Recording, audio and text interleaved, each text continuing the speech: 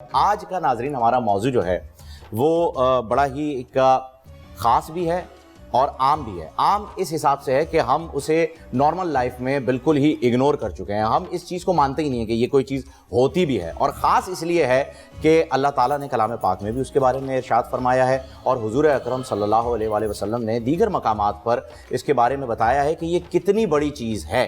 ایک حدیث مبارکہ میں آتا ہے، حضور اکرم صلی اللہ علیہ وسلم نے فرمایا کہ 3 اشخاص سے اللہ عز و جل بروز قیامت کلام نہیں فرمائے گا، نہ ان کی طرف نظر رحمت کرے گا اور نہ انہیں پاک فرمائے گا، اور ان کے لیے دردناک عذاب ہوگا۔ اور وہ 3 ہیں: تکبر سے اپنا توبند لٹکانے والا، احسان جتلانے والا، اور جھوٹی قسم کھا کر سودا بیچنے والا۔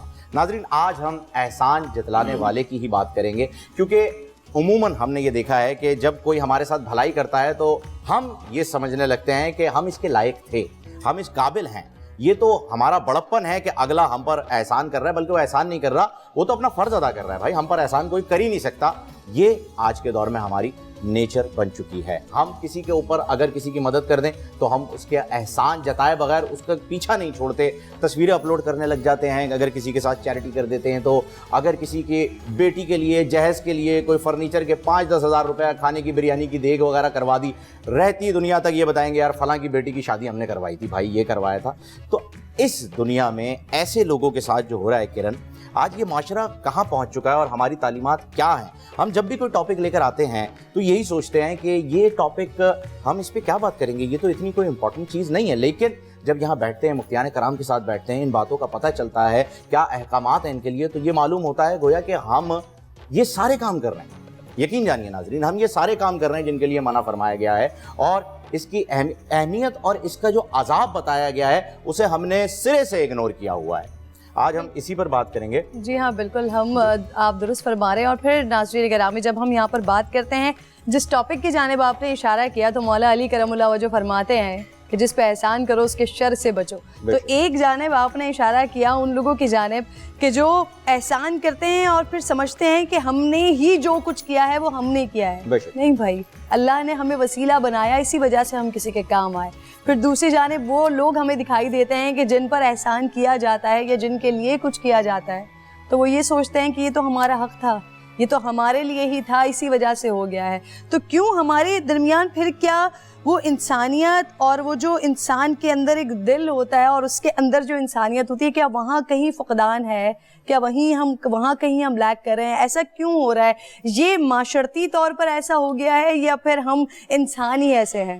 یہ علماء کرام کی جانب چلتے ہیں، انہی سے بات کرتے ہیں۔ عمران بھائی، کیونکہ عمران بھائی آپ کی طبیعت ہم نے دریافت کر لی ہے، اب اللہ کا شکر ہے، ہم آپ سے اگر شروعات کرنے طبیعت اب آپ کی بہترین ہے۔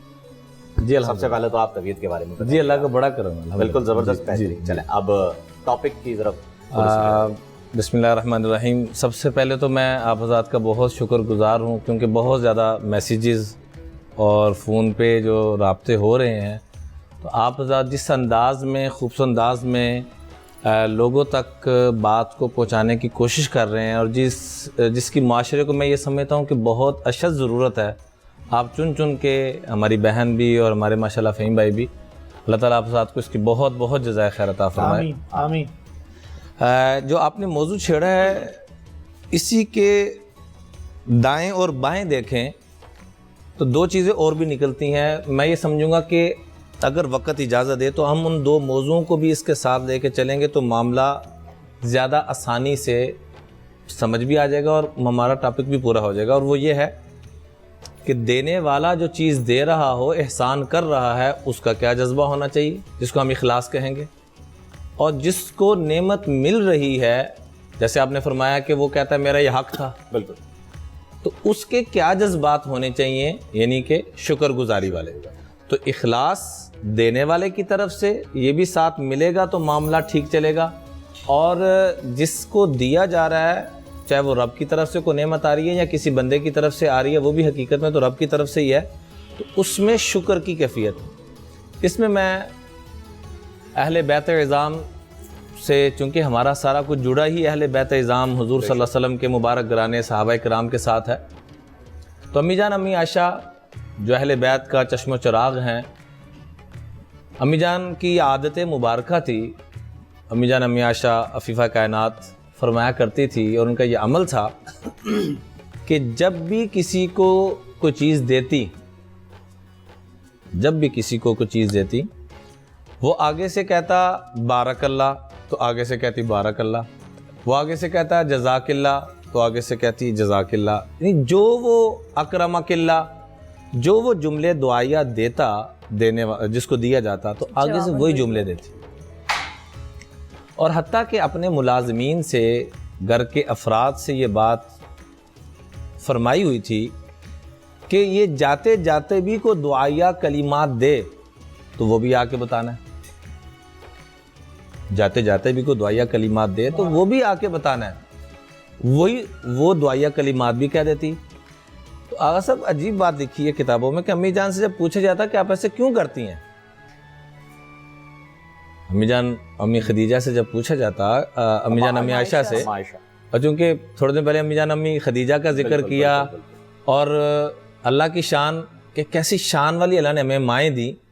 جیسے امی خدیجہ کو اللہ کی طرف سے سلام آیا، اندازہ کریں کہ اللہ نے ہمیں جو امی عائشہ عطا فرمائی ان کو بھی اللہ کی طرف سے سلام آیا. کیسی شان والی اللہ نے مجھے آپ کو مائیں دی.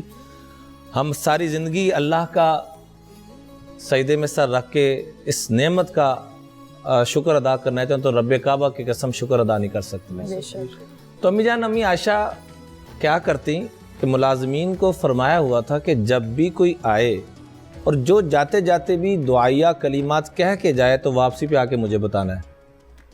تو پوچھنے والوں نے پوچھا، خادمین نے، چونکہ سارے بڑے بڑے صحابہ آ کے امی عائشہ سے سوالات کیا کرتے تھے، بلکہ انشاءاللہ 17 رمضان کو امی جان کا وصال ہے تو انشاءاللہ اس پہ بھی تفصیلاً بات کریں گے انشاءاللہ. کہ اللہ کے محبوب علیہ السلام نے امی جان کے بارے میں فرمایا خذوا شطر دینکم من حمیرہ، کہ میری حمیرہ سے، پیار سے حمیرہ کہا جاتا تھا امی جان کو، امی عائشہ کو، کہ میری حمیرہ سے آدھا دین حاصل کر لو، یہ شان تھی. تو امی جان سے پوچھتے صحابہ، مختلف چیزیں پوچھا کرتے تھے. تو اس کے بارے میں جب پوچھا کہ یہ آپ کیوں کرتی ہیں یا اس کا کیا فنکشن ہے، کیا مطلب ہے اس کا، تو فرمایا میں نے جو اس کو ہدیہ دیا ہے اس کا بدلہ میں نے اللہ سے لینا ہے، اس بندے سے نہیں لینا، سبحان اللہ، اس بندی سے نہیں لینا. ہاں وہ مجھے دعائیں دے رہا تو میرا بھی حق بنتا ہے میں اس کو دعا کے بدلے میں دعا دوں. ہم تو کیا کرتے ہیں، آغا صاحب کوئی چیز میں نے پکڑائی، آغا صاحب نے مجھے چیز پکڑائی، یا روٹین میں ہم کسی کو بھی تو ساتھ ہاتھ میں چیز ہوتی ہے ہمارے اور ساتھ اس کے منہ کو دیکھ رہے ہوتے ہیں کہ یہ اب ہمیں دعائیں دے. صحیح بات. اس سے بہت بہتر ہے کہ آپ وہ چیز ہی نہ دیں اس کو. آپ نے اگر اس انداز میں چیز دینی ہے تو اس سے 1000 درجے بہتر کہ چیزیں نہ دیں کہ اگلے کو ذلیل کر رہے ہیں. حضرت لقمان علیہ السلام سے کسی نے پوچھا گیا کہ حضرت موت سے بڑھ کر بھی کوئی سختی والا وقت ہوتا ہے؟ فرمایا ہاں، جب سفید پوش آدمی کو، جیسا کہ کرونا نے سب کو ہی پکڑ کے سفید پوشی کر دی ہے، بڑے بڑے امیر آدمی اس وقت مستحق ہوئے پڑے ہیں. یقین کریں رات مجھے ایک دوست کا فون آیا، اس کا اپنا 2000 گز میں گھر ہے، گاڑیاں ہیں، اور روتا ہوا کہنے لگا مولانا حالات اتنے سخت ہو گئے ہیں کہ ہم گاڑی بیچنا چاہتے ہیں کہ حالات کچھ ٹھیک ہو جائے، بینک بیلنس کچھ نہیں، سارا تو کاروبار وہیں ٹھپ ہو گیا، بالکل وہ بھی نہیں بک رہی. تو اب صورت ہے کہ لاکھ روپے بھی پاس نہیں ہے. اللہ، 2000 بنگلے میں رہنے والا آدمی 1 لاکھ روپے بھی پاس نہیں ہے. تو یار کچھ ہو سکے تو ذرا شفقت فرماتے ہیں جب حالات ٹھیک ہو. میں کہا جی میں ضرور انشاءاللہ کر دیتا ہوں. مراد یہ ہے کہ اس وقت یہ کیفیت ہوئی ہے تو اس نے سفید بڑے بڑے کو سفید پوش کر دیا. تو سفید پوش کو جب مانگنا پڑتا ہے فہیم بھائی تو اس کے لیے موت سے بھی زیادہ شدت والا وقت ہوتا ہے. تو ہم اس میں کیا کریں؟ حکم یہ ہے جیسے ہمارے اہل بیت اعظام حضرت امام زین العابدین کے متعلق بھی ملتا ہے علامہ صاحب کہ جب غسل دینے کی باری آئی تو کندھوں پہ بوریا اٹھانے کے نشانات تھے.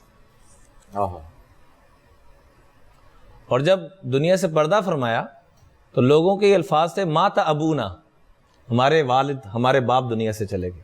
کہ لوگوں کے گھروں میں یہی صورتحال حضرت امام حسین کی تھی، سبحان اللہ، یہی صورتحال سیدنا عمر فاروق رضی اللہ عنہ کی تھی. بے شک بے شک. یعنی وہ لوگوں کے گھروں میں جا کر اپنے کندھوں پہ اٹھا کر اور حضرات حضور علیہ السلام کی کمر کے اوپر جب وہ چٹائی کے نشانات دیکھے تھے تو سرکار نے کیا فرمایا حضرت عمر نے؟ اللہ اکبر. کیسر و کسریٰ کے محلات ایک طرف.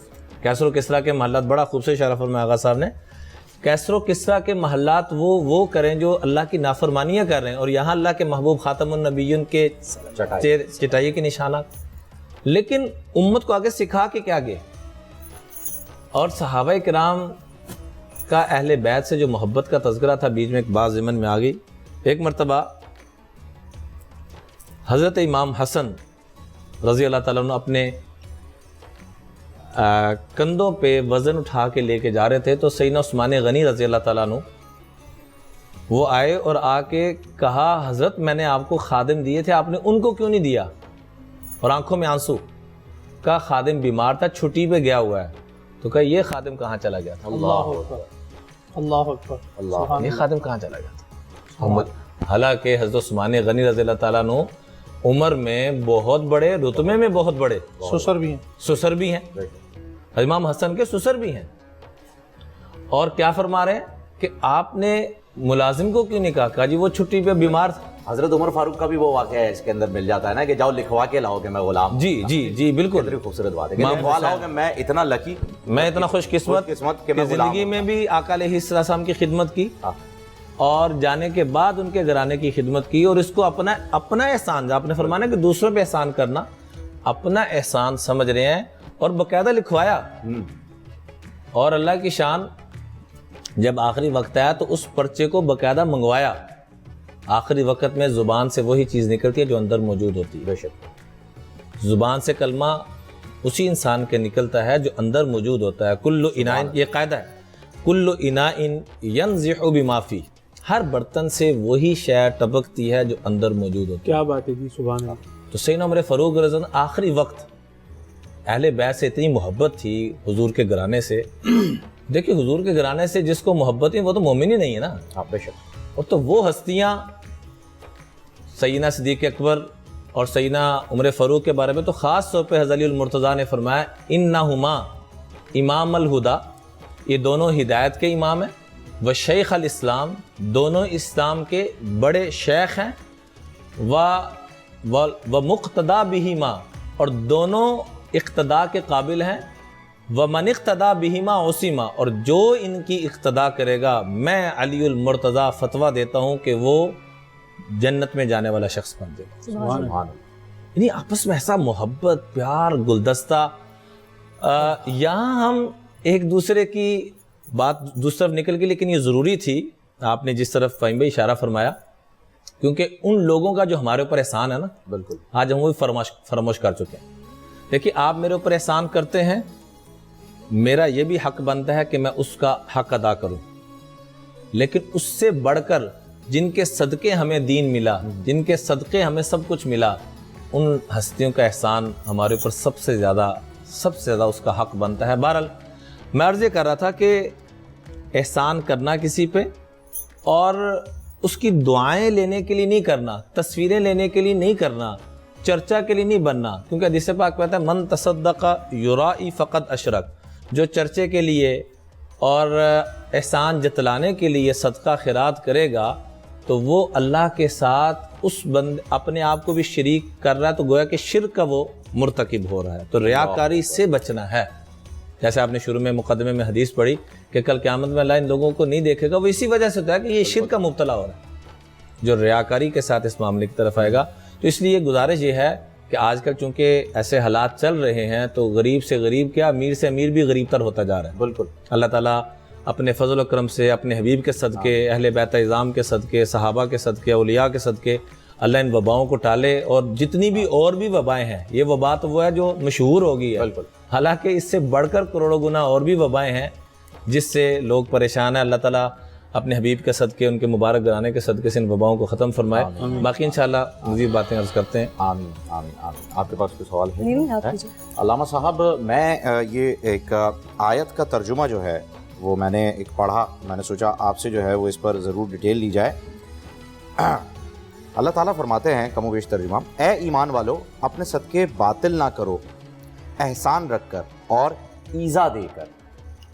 احسان رکھ کر اور ایزا دے کر. احسان پر تو ہم یہاں پر ابھی گفتگو کر ہی رہے ہیں, اس پر بھی روشنی ڈالیے گا, اور ایزا رکھ کر اسے بھی ذرا جو ہے وہ آپ ایکسپلین کیجیے گا کہ اللہ تعالیٰ نے کلام پاک میں بھی اس چیز کی طرف اشارہ فرما دیا ہے. بسم اللہ الرحمن الرحیم. دیکھیے, اسلام آیا ہے انسان کو کرامت عطا کرنے کے لیے, وقار, عزت اور احترام عطا کرنے کے لیے. اسلامی جو احکام ہیں ان احکام میں ایک بہت بڑا حکم عزت نفس کی حفاظت کا حکم ہے. عزت نفس بچے کی بھی ہوتی ہے, جوان کی بھی ہوتی ہے اور بوڑھے کی بھی ہوتی ہے. آپ کو دوسروں کی مدد کا ضرور حکم دیا گیا ہے, لیکن اگر وہ مدد کسی مانگنے والے یا نہ مانگنے والے ضرورت مند کی عزت نفس کا قتل کرے تو پھر یہ مدد نہیں ہے, خودکش حملہ ہے. اور اس کے نتیجے میں آپ نے اس کا پیٹ تو بھرا لیکن اس کی روح کو کچل دیا. چونکہ یہ کرامت انسانی کے خلاف ہے. چونکہ کرامت انسانی کے خلاف ہے اس لیے اللہ کو بہت زیادہ ناپسند ہے. اللہ خود عزیز ہے اور عزت کو پسند کرتا ہے. بے شک. چونکہ عزت کو پسند کرتا ہے اس لیے وہ اپنے بندوں کے لیے بھی عزت کو پسند کرتا ہے, اپنے بندوں کی ذلت کو کبھی بھی پسند نہیں کرتا. جب آپ کسی کی مدد کر رہے ہوتے ہیں تو مانگنے والے کا, لینے والے کا ہاتھ ہمیشہ نیچے ہوتا ہے, دینے والے اور بخشنے والے کا ہاتھ ہمیشہ اوپر ہوتا ہے. اس اعتبار سے خود یہ عمل دینے والے کو بڑا اور لینے والے کو چھوٹا کر دیتا ہے. اسلام نے کیا حکم دیا؟ اسلام نے کہا کہ جب تم دینے لگو تو اس طرح سے دو کہ تمہارا دایاں ہاتھ دے تو بائیں ہاتھ کو پتہ نہ چلے. کیوں؟ اس لیے کہ لینے والا خود ہی آپ کے کہے بغیر خود کو چھوٹا محسوس کر رہا ہوتا ہے. یہ اس کی کرامت نفس کے خلاف ہے. اب وہ مجبور ہے, چونکہ مجبور ہے اس لیے وہ لے رہا ہے. جب وہ مجبوری میں لے رہا ہے تو آپ کو بھی چاہیے کہ آپ اس کی کرامت نفس کا خیال رکھیں. آپ اللہ کو کریم کہتے ہیں, رسول کریم کو کریم کہتے ہیں. ایک مومن کو بھی اسی صفت کو اپناتے ہوئے کریم بننے کی ضرورت ہے. اور کریم کا مطلب یہ ہے کہ دوسروں کی کرامت نفس کا خیال رکھیں, دوسروں کو کبھی بھی ان کی آنکھوں میں حیا اور شرم نہ آنے دے. آپ ابھی مولانا نے اہل البیت علیہ السلام کا تذکرہ فرمایا. دیکھیے, امام حسین علیہ السلام یا خود نبی کریم کا گھرانہ مجموعی طور پر یہ گھرانہ کریموں کا گھرانہ ہے. یہاں پر جو خود براہ راست نبی کریم کی اولاد ہیں ان کی اولادوں کے اندر بھی, خود وہ نہیں, ان کی اولادوں کے اندر بھی کرامت جس معیار پر ہے اس کی مثال آپ کو باقی دنیا میں نہیں ملتی. امام حسین کے 3 بیٹے ہیں اور تینوں کا نام آپ نے علی رکھا ہے. علی اکبر, علی اوسط, علی اصغر. اکبر بڑا, اوسط منجلا اور اصغر چھوٹا. اس کی اپنی ایک داستان ہے کہ کیوں ایسا ہے. حضرت علی اکبر کربلا میں 28 سال کے تھے تقریباً, جو معروف روایات میں ہے. لیکن مدینے کی ان کی زندگی کے حوالے سے کہا گیا ہے کہ ان کو کریم اہل البیت کہا جاتا تھا. کریم اہل البیت. وجہ کیا تھی؟ عربوں میں سخاوت اور عطا کی کچھ علامتیں ہوتی تھیں. ان علامتوں سے ایک یہ ہے کہ جس گھرانے سے کبھی کوئی خالی ہاتھ نہیں جاتا تھا اس گھرانے کے دروازے کے اوپر ایک چراغ جلتا تھا اور وہ رات دن جلتا تھا. یہ علامت ہوتی تھی. حضرت علی اکبر کے بارے میں کہتے ہیں کہ ان کے گھر کے دروازے کے اوپر یہ چراغ جلتا تھا, چاہے کہیں سے کوئی بھی آئے اس دروازے پر جب آتا تو اس دروازے سے خالی ہاتھ نہ لوٹتا. یہی حال امام حسین علیہ السلام کا تھا. امام حسین علیہ السلام کے حوالے سے یہاں تک روایات میں ہے کہ جب کوئی مانگنے آتا تھا تو آپ اندر جاتے, لے کر آتے, لیکن جب دینے لگتے تو اس وقت آدھا دروازہ کھولتے, ہاتھ باہر نکلتا لیکن آپ خود دروازے کی پشت پہ ہوتے. جب پوچھا جاتا آپ کیوں ایسا کرتے ہیں تو فرماتے ہیں کہ سامنے والا لینے والا ہے, میں نہیں چاہتا اس کی نگاہوں میں شرمندگی محسوس ہو, اس لیے کہ اس کی کرامت مجھے عزیز ہے. اب آپ آگے دیکھیے, یہ اسلام کی تعلیمات ہیں. ہم ادھر ادھر کیوں جائیں بھائی, خود اسی موضوع کے اندر ایک سمندر ہے. یہ بے شک آپ دیکھیں کہ جب نبی کریم صلی اللہ علیہ وآلہ وسلم کی بارگاہ میں کسی غزوے کے بعد حاتم طائی کی بیٹی کو لایا گیا اسیر بنا کر، بالکل آپ تشریف آپ اٹھے، ان کو عزت و احترام دے کر چادر بچھائی، کملی بچھائی، ان کو بیٹھنے کو کہا۔ لوگوں نے یا صحابہ کرام نے پوچھا کہ یا رسول اللہ یہ تو ایک مشرکہ ہے، نمبر 1 مشرکہ، نمبر 2 اسیر ہے، اس وقت کنیز ہے، کنیز یعنی مملوکہ اس وقت، چونکہ جنگ میں وہ حاصل ہوئی ہے، آپ نے اتنا اس کو احترام دیا؟ فرمایا کہ اس لیے کہ اس کا باپ کریم تھا، اس کے باپ میں یہ سخاوت کی جو صفت تھی وہ صفت ہے جو اللہ کو بہت زیادہ پسند تھی، چاہے وہ مشرک ہی کیوں نہ ہو، لیکن اس کے اندر اگر کوئی خوبی ہے اور وہ خوبی اللہ کو پسند ہے تو اس خوبی کا احترام کرنا چاہیے، اس کے شرک کا نہیں، اس خوبی کا احترام۔ اچھا حاتم طائی کی آپ تاریخ پڑھ لیں، جو سخاوت کے اعتبار سے نامور شخصیت ہے، اگرچہ مشرک ہے، لیکن ان کے حوالے سے چونکہ آپ کا موضوع جو ہے دوسروں پر احسان نہ جتانا ہے، صرف سخاوت یہ نہیں ہے، سخاوت کے ساتھ کچھ اور صفات بھی ہونی چاہیے، احسان کرنے کے بعد اسے جتانا نہیں چاہیے۔ اب حاتم طائی کے حوالے سے تاریخ نے لکھا ہے کہ جب انہوں نے ایک کمرہ بنایا ہوا تھا، اس کمرے میں چھوٹے چھوٹے سوراخ تھے، ان سوراخوں پہ لوگ مخصوص ٹائم پہ آتے تھے، ہاتھ اندر ڈالتے تھے، یہ ان کے ہاتھ میں جو بھی ان کے پاس تھا وہ ڈال دیتے اور وہ لے کے نکل جاتا، نہ لینے والا دینے والے کو دیکھتا، نہ دینے والا لینے والے کو دیکھتا۔ کیوں؟ وہی صفت جو امام حسین کے حوالے سے میں نے عرض کیا کہ لینے والے کی آنکھوں میں حیا نظر نہ آئے، اس کو شرمندگی فیل نہ ہو۔ حاتم کے بھائی بھی تھے، ان کو اپنے بھائی سے بڑی حسد پیدا ہوئی کہ بھئی ان کا بڑا نام ہے اور مجھے کوئی پوچھتا ہی نہیں ہے۔ ایک دن انہوں نے اپنے والدہ سے کہا کہ میں حاتم کو شکست دوں گا اور بڑا نام بناؤں گا۔ کہا تم کبھی یہ نہیں کر سکتے، میں کر کے دکھاؤں گا، کرو۔ انہوں نے بھی اپنا ایک کمرہ بنا لیا، اسی طرح سے سوراخ بنا لیے بھائی کی تقلید میں، تو مانگنے والوں میں اعلان کر دیا کہ جو ضرورت مند ہے آ جائے اور لے۔ تو ایک شخص نے ہاتھ ڈالا، انہوں نے اس کے ہاتھ میں رکھ دیا، تو اگلے سوراخ سے وہی ہاتھ پھر اندر آیا، پکڑا اور کہا شرم نہیں آتی، ابھی تو تم نے لیا تھا۔ والدہ ساتھ میں تھی، مسکرائی اور کہا کہ میں نے کہا نہیں تھا کہ تم حاتم نہیں بن سکتے۔ واہ واہ واہ واہ۔ کہا کیوں؟ کہا کہ حاتم کو پتا ہوتا تھا کہ ان تمام سوراخوں سے ایک ہی شخص کا ہاتھ آ رہا ہے اندر، لیکن کبھی بھی وہ جتلاتا نہیں ہے، کہتا نہیں ہے کہ تم نے پہلے بھی تو لیا ہے۔ کیا خوبصورت بات، یہ مشرک میں بھی ہو تو اللہ کو پسند ہے، واہ۔ اس لیے اللہ کے برگزیدہ بندوں میں تو اس کو ہونا ہی چاہیے۔ ہمارے نے تو اسلام قبول کر لیا تھا، وہ بھی ایک واقعہ ہے۔ ٹھیک ہے، میں کہنا یہ چاہ رہا ہوں یہ اس زمانے شرک کے واقعات ہیں نا، اس وقت بھی اہمیت دی، ٹھیک ہے، عزت دی، اور رسول کریم نے زمانے شرک کی اس صفت کی وجہ سے اس کی بیٹی کو اتنا احترام دیا ہے۔ اسلام کے اندر بھی آپ کو یہی حکم دیا گیا ہے، آپ دیں انفاق۔ اس میں 2 چیزیں اور ایڈ کرنے کی ضرورت ہے۔ ایک بات تو یہ ہے زکوٰۃ، فطرہ وغیرہ وغیرہ، قربانی، جو ہمارے فرائض اور واجبات میں چیزیں آتی ہیں نا، اس میں تو ہمارا کوئی احسان بنتا ہی نہیں ہے، وہ تو ہمارے پاس اللہ کی طرف سے امانت ہے، ہم اگر نہ دیں تو ہم خائن ہیں بھائی، خیانت کی ہے ہم نے، ہم نے حرام خوری کی ہے، اگر ہم نے وہ نہیں دیا حقدار کو تو اس میں ہمارا کیا احسان ہے بھائی؟ ایک بینک کے پاس آپ جاتے ہیں، اپنی رقم نکالتے ہیں تو بینک والا آپ پر احسان نہیں کرتا بلکہ آپ کے سامنے اپنی پلکیں بچھاتا ہے، بہت خوب، اس لیے کہ اس کی ذمہ داری ادا ہو رہی ہے جس کی وہ تنخواہ لیتا ہے۔ ایسا ہی ہے یہاں پر یہ جو زکوٰۃ کا یا اس طرح کے دیگر چیزیں ہیں جن کا اسلام نے حکم دیا ہے، وہاں پر تو میں ذمہ دار ہوں۔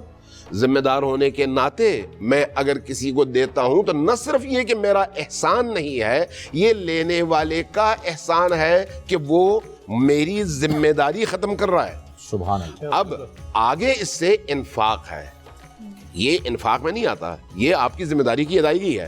انفاق یہ ہے کہ آپ اپنے مال میں سے کسی کو دیں۔ اب یہ جو آپ کو کہا گیا ہے کہ دوسروں پر احسان نہ جتاؤ، یہ وہاں پر ہے جہاں پر آپ اپنے مال میں سے کسی کو دے رہے ہو، نہ یہ کہ اللہ کے مال میں سے دے رہے ہو، وہاں پر تو آپ کا بنتا ہی نہیں ہے۔ بالکل۔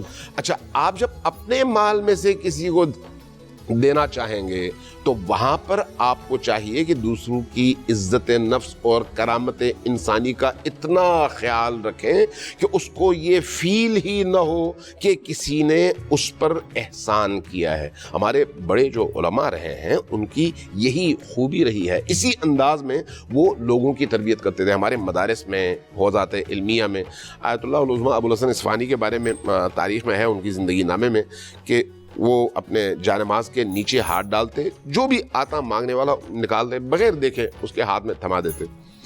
तो एक दिन एक शख्स आया तो उसने कहा कि मेरी बीवी के यहाँ अभी बच्चा होने वाला है, इसलिए जो है मैं उस परेशानी में आया हूँ। तो आपने उसकी तरफ देखा, मुस्कुराए, हाथ नीचे डाला, पैसा निकाला, उसके हाथ में दे के कहा ज़रा करीब आए, उसके कान में कहा अपनी बीवी की कदर करो जो साल में 4 दफा बच्चे जनती है। बहुत खूब। यानी वो चौथी मर्तबा इसी बहाने से आ रहा था। बहाना तब्दील कर देता, इसी बहाने से आ रहा था, तो इसलिए मुस्कुरा के कान में कहा अपनी बीवी की कदर करो जो साल में 4 दफा बच्चे जनती है। वाह वाह वाह वाह। तो देखें, दूसरों को अगर एहसास भी दिलाना हो कि तुम फलान काम गलत कर रहे हो तो इस तरह से एहसास दिलाओ कि उसकी करामत मजरूह ना हो, इज्जत नफ्स मजरूह ना हो। ये दीन की असास है। बज़ाहिर आपने शुरू में इशारा किया छोटी चीजें हैं, लेकिन ये छोटी चीजें नहीं है, ये बहुत बड़ी बड़ी चीजें हैं। और अगर आपका हज हो, आपका जहाद हो, आपके दीगर इस तरह के बड़े बड़े फराइज हो, अगर उन फराइज के अंदर अल्लाह के लिए इखलास ना हो तो उन फराइज की कोई हैसियत नहीं है ना, फिर तो वो तो खत्म हो गए। जबकि वो बहुत बड़े बड़े फराइज हैं, ये आपको छोटे लगते हैं, लेकिन इसी छोटे अमल में जो चीज़ अल्लाह की बारगाह में काबिल कबूल है वो आपके अंदर की वो कैफियत है, आपकी नीयत है कि आप किस अंदाज में अल्लाह की एक मखलूक और अल्लाह के बंदे के साथ अपना रवैया रखते हैं। उस रवैये में अगर आपने अल्लाह की सिफात का इजहार किया तो अल्लाह आपके छोटे से अमल को पूरी कायनात में बरतरी अता करता है। छोटे से अमल, बज़ाहिर जो छोटा अमल है। आपकी एक बात ने बहुत बड़ा पॉइंट क्लियर किया है जहनों का, और यकीनन सुनने वालों को अगर नहीं भी क्लियर हुआ होगा तो मजीद मैं जब आपकी जानिब आऊँगी तो वो मजीद क्लियर हो जाएगा। आपने जब कहा कि मुशरिक भी हो लेकिन कोई ऐसा अमल जो अल्लाह के नज़दीक पसंदीदा अमल हो, तो ये बहुत बड़ी बात है। अमल की वजह उसका एहतराम करना चाहिए, उसका एहतराम है। तो फिर हमारे जहनों में ये सवाल आता है कि अब जो नई नई ईजादात हैं, जो लाइफ सेविंग की चीज़ें हैं, वो तमाम के तमाम गैर मुस्लिम्स बना रहे हैं। अब हमारे ऊपर जब उस तरह का प्रैक्टिकल कुछ गुजरता है और हमें उन चीज़ों की ज़रूरत पड़ती है और हमारी ज़िंदगियाँ बच जाती हैं, तो हम एहसानमंद होते हैं, शुक्रगुजार होते हैं उन्हीं लोगों के। तो उसका सिला हमें किस तरह से मिल रहा है? और फिर लोगों के जहनों में ये सवाल होता है कि क्या मुशरिक का, मुल्हिद का क्या हम शुक्र अदा कर सकते हैं? क्या किसी काफिर का हम शुक्र अदा कर सकते हैं? एक तो ये। दूसरा, आप दोनों मुफ्तियान कराम ने, उलमा कराम ने जब बात की है तो हमने एहसान करने वाले का तस्करा किया है कि वो किस किस तरह से एहसान करे, ढके छुपे अंदाज में करे, देने वाले को शर्मिंदगी ना हो, उसकी इज्जत नफ्स मजरूह ना हो। लेकिन अब दूसरा कैरेक्टर है सामने, एहसान जिसके ऊपर हो रहा है। और हम यहाँ पर ये देखते हैं कि कुछ ऐसे लोग हैं जो दूसरों का हक मार रहे होते हैं, जिनका हक नहीं होता लेकिन फिर भी वो एहसान ले रहे होते हैं, जो हमें नज़र आते हैं। फिर कुछ वो लोग भी हैं जो चाहते हैं कि ये हमारा हक है, ये जो एहसान कर रहा है उसका फ़र्ज़ था कि उसने हम पर ये एहसान किया, और उनकी आंखों में वो पानी, वो शर्मिंदगी, वो शर्म नहीं होती कि वो एहसान ले रहे हैं। इसीलिए फिर मौला अली फरमाते हैं कि जिस पर एहसान करो उसके शर से बचो। जी बिस्मिल्लाहिर्रहमानिर्रहीम। आप हजरात की गुफ्तगू सुन के मुझे यूँ लगा कि आप हजरात बीमार हो गए थे और आपने पूरे मुआशरे की दुखती रग पे हाथ रख दिया है। ये मौजू ही ऐसा है। सही बात। कुरान करीम की एक आयत करीमा है, उसमें अल्लाह ताला फरमाते हैं, बुनियादी तौर पर यह सवाल समझने का है, जज़ाअम मिर रब्बिका आता। सुभान। अक्सर जब हम किसी को दे रहे होते हैं ना तो हमारे दिल में क्या ख्याल पैदा हो रहा होता है, हम ये समझते हैं कि ये मेरा कमाल है। अल्लाह ताला जल्ल शान इस आयत करीमा में फरमाते हैं कि जिस जज़ा की तुम अता मुझसे चाहते हो वो जज़ा भी तो मेरी तौफीक है। पहली बात। फ़हीम भाई ने एक हदीस पढ़ी, उसे सुनकर मुझे एक हदीस याद आ गई। आना भी हुरैरा तो क़ाल रसूलुल्लाह सल्लल्लाहु अलैहि वसल्लम ला यदखुलुल जन्नत हिब्बुन वला बखीलुन वला मन्नान। इसमें वाज़िह तौर पर नबी करीम, और ये 2-3 मुख्तलिफ किताबों में ये हदीस मौजूद है, नबी करीम सल्लल्लाहु अलैहि वसल्लम ने वाज़िह तौर पर क्या फरमाया? फरमाया एहसान जितलाने वाला जन्नत में नहीं जा सकता। हज़रत उमर रज़ी अल्लाह तआला अन्हु के पास वसीयत के लिए उनके बेटे आए, تو فرمایا تمہیں میں وہ وصیت نہ کروں جو رسول اللہ نے مجھے بتائی؟ سبحان اللہ اکبر. سننے والی بات ہے. میں یہ سمجھتا ہوں کہ ہمیں مجموعی طور پر آج ہم صحابہ کا نام لیتے ہیں, اہل بیت کا نام لیتے ہیں, مگر ان کی تعلیمات پر عملی صورت ہمارے پاس کیوں نہیں ہے؟ اللہ اکبر. حضرت عمر رضی اللہ تعالیٰ نے بیٹے سے فرمایا کہ میں تمہیں وہ وصیت کرتا ہوں جو رسول اللہ نے مجھے کی. فرمایا کسی پہ احسان مت جتلانا, کیونکہ احسان جتلانے والے سے اللہ تعالیٰ شکر کی توفیق کو سلب فرماتے ہیں. اللہ. اور یہاں تو عالم یہ ہے کہ ہم کسی کو 10 روپے بھی دے دیں تو 4 سال تک جتاتے رہتے ہیں. آج آپ ہم حال دیکھیے نا, حال یہ ہے کہ جی حال یہ دیکھیے کہ نیکی چھوٹی ہے بینر بڑا ہے, نیکی چھوٹی ہے پینا فلیکس بڑا ہے. تو آپ اگر جن کا ہم نام لیتے ہیں, مجھے بات یاد آئی آپ کی بات سے, سیدنا صدیق اکبر رضی اللہ تعالیٰ عنہ زمانہ خلافت میں ہیں, ہم کیا بانٹیں گے؟ آج ہم اگر کسی کو آٹے کا توڑا دیتے ہیں, 2-4 کے جو چاول دیتے ہیں, وہ 10 جگہ پر اس غریب کی تصویر لگا کر ہم اسے, وہ آپ نے قرآن کریم کی آیت کا ترجمہ پڑھا کہ جس پر تم احسان نہ کرو, احسان کر کے تم اسے ایذا دے رہے ہو. تو کیا فرمایا؟ سیدنا صدیق اکبر رضی اللہ تعالیٰ عنہ کوئی عام آدمی نہیں تھے, رسول اللہ کے خلیفہ تھے, اور سیدنا صدیق اکبر تاجدار صداقت کے خلافت کے پہلے مہر و منیر تھے. سیدنا صدیق اکبر رضی اللہ تعالیٰ نے جب 2 سال گزار کر آپ صلی اللہ علیہ وسلم کے بعد دنیا سے چلے گئے, تو زمانہ کس کا آتا ہے؟ زمانہ سیدنا فاروق اعظم کا آتا ہے. وہ خلیفہ بنے اور صبح اٹھنے کے بعد سب سے پہلا کام امیر المومنین سیدنا فاروق اعظم نے کیا کیا؟ بیت المال میں گئے. 2 رکعت نماز نفل حضرت پڑھنے کے بعد انہوں نے بیت المال کے جو وہاں ناظم الامور تھے ان سے پوچھا کہ امیر المومنین یہاں آ کر سب سے پہلے کیا کام کیا کرتے تھے؟ اللہ اکبر. کیا فرمایا حضرت, کیا واقعہ, سننے والی بات, حضرت ہمیں یہ تو نہیں پتا کہ امیر المومنین یہاں کیا کیا کرتے تھے. یہ جو آپ کا سوال ہے نا, اس کا اس سے حسین جواب کوئی نہیں. فرمایا ہمیں یہ تو نہیں پتا تھا وہ کہاں جاتے تھے, لیکن یہاں آتے تھے, وہ خود 2 رکعت نماز نفل پڑھتے تھے بیت المال میں یہاں کونے پہ, اور پھر ہم سے وہ حلوہ بنواتے تھے, نرم سا کھانا شیرہ بنواتے تھے. اس نرم حلوہ پانی ملے نما شیرے کو لے کر وہ فلاں جانب اس طرف قبلے سے اس طرف نکلتے تھے. تو حضرت عمر رضی اللہ تعالیٰ نے فرمایا میں اللہ سے مانگتا ہوں. حضرت عمر نے بھی 2 رکعت نماز نفل پڑھے اور اسی راستے پر چل پڑے. چلتے چلتے چلتے بڑے دور جا کر ایک مقام پر ایک جھونپڑی نظر آئی. فرمایا اس سے آگے تو یہاں آبادی نہیں ہے. جب آبادی نہیں ہے تو یہاں سے آگے حضرت عمر رضی اللہ تعالیٰ نے فرمایا کہ وہ کہاں جاتے ہوں گے. اس دروازے پر جب جا کر دستک دی تو اندر سے ایک بوڑھے نے آواز دی. فرمایا کون ہو بھائی؟ فرمایا آپ کے لیے کھانا لے کر آیا ہوں. کہا کوئی بندہ آپ کے لیے کھانا لاتا تھا؟ کہا 3 دن پہلے تو لاتا تھا مسلسل 2 سال سے, 3 دن ہو گئے وہ کھانا نہیں لایا. حضرت عمر رضی اللہ تعالیٰ نے جا کر اسے کھانا کھلایا تو اس بوڑھے نے حضرت عمر کو جھڑکا, ڈانٹا. فرمایا کھانے کے آداب بھول گئے, پہلے تو تم 3 دن غائب رہے, کھانے کے آداب بھول گئے. اس کا چہرہ سارا زخمی تھا, منہ پہ پھوڑے تھے, اور وہ یہودی تھا. اب حضرت سیدنا صدیق اکبر خلیفہ ہونے کے باوجود اسے کیسے کھلاتے ہوں گے؟ نرمی سے, پیار سے, محبت سے. تو حضرت عمر رضی اللہ تعالیٰ نے جب کھلا کے فارغ ہوئے تو فرمایا بابا آپ نے مجھے جھڑکا ہے, مجھے کھانے کا طریقہ, کھلانے کا وہ طریقہ بتا دیجئے جو وہ کھلاتے تھے آپ کو.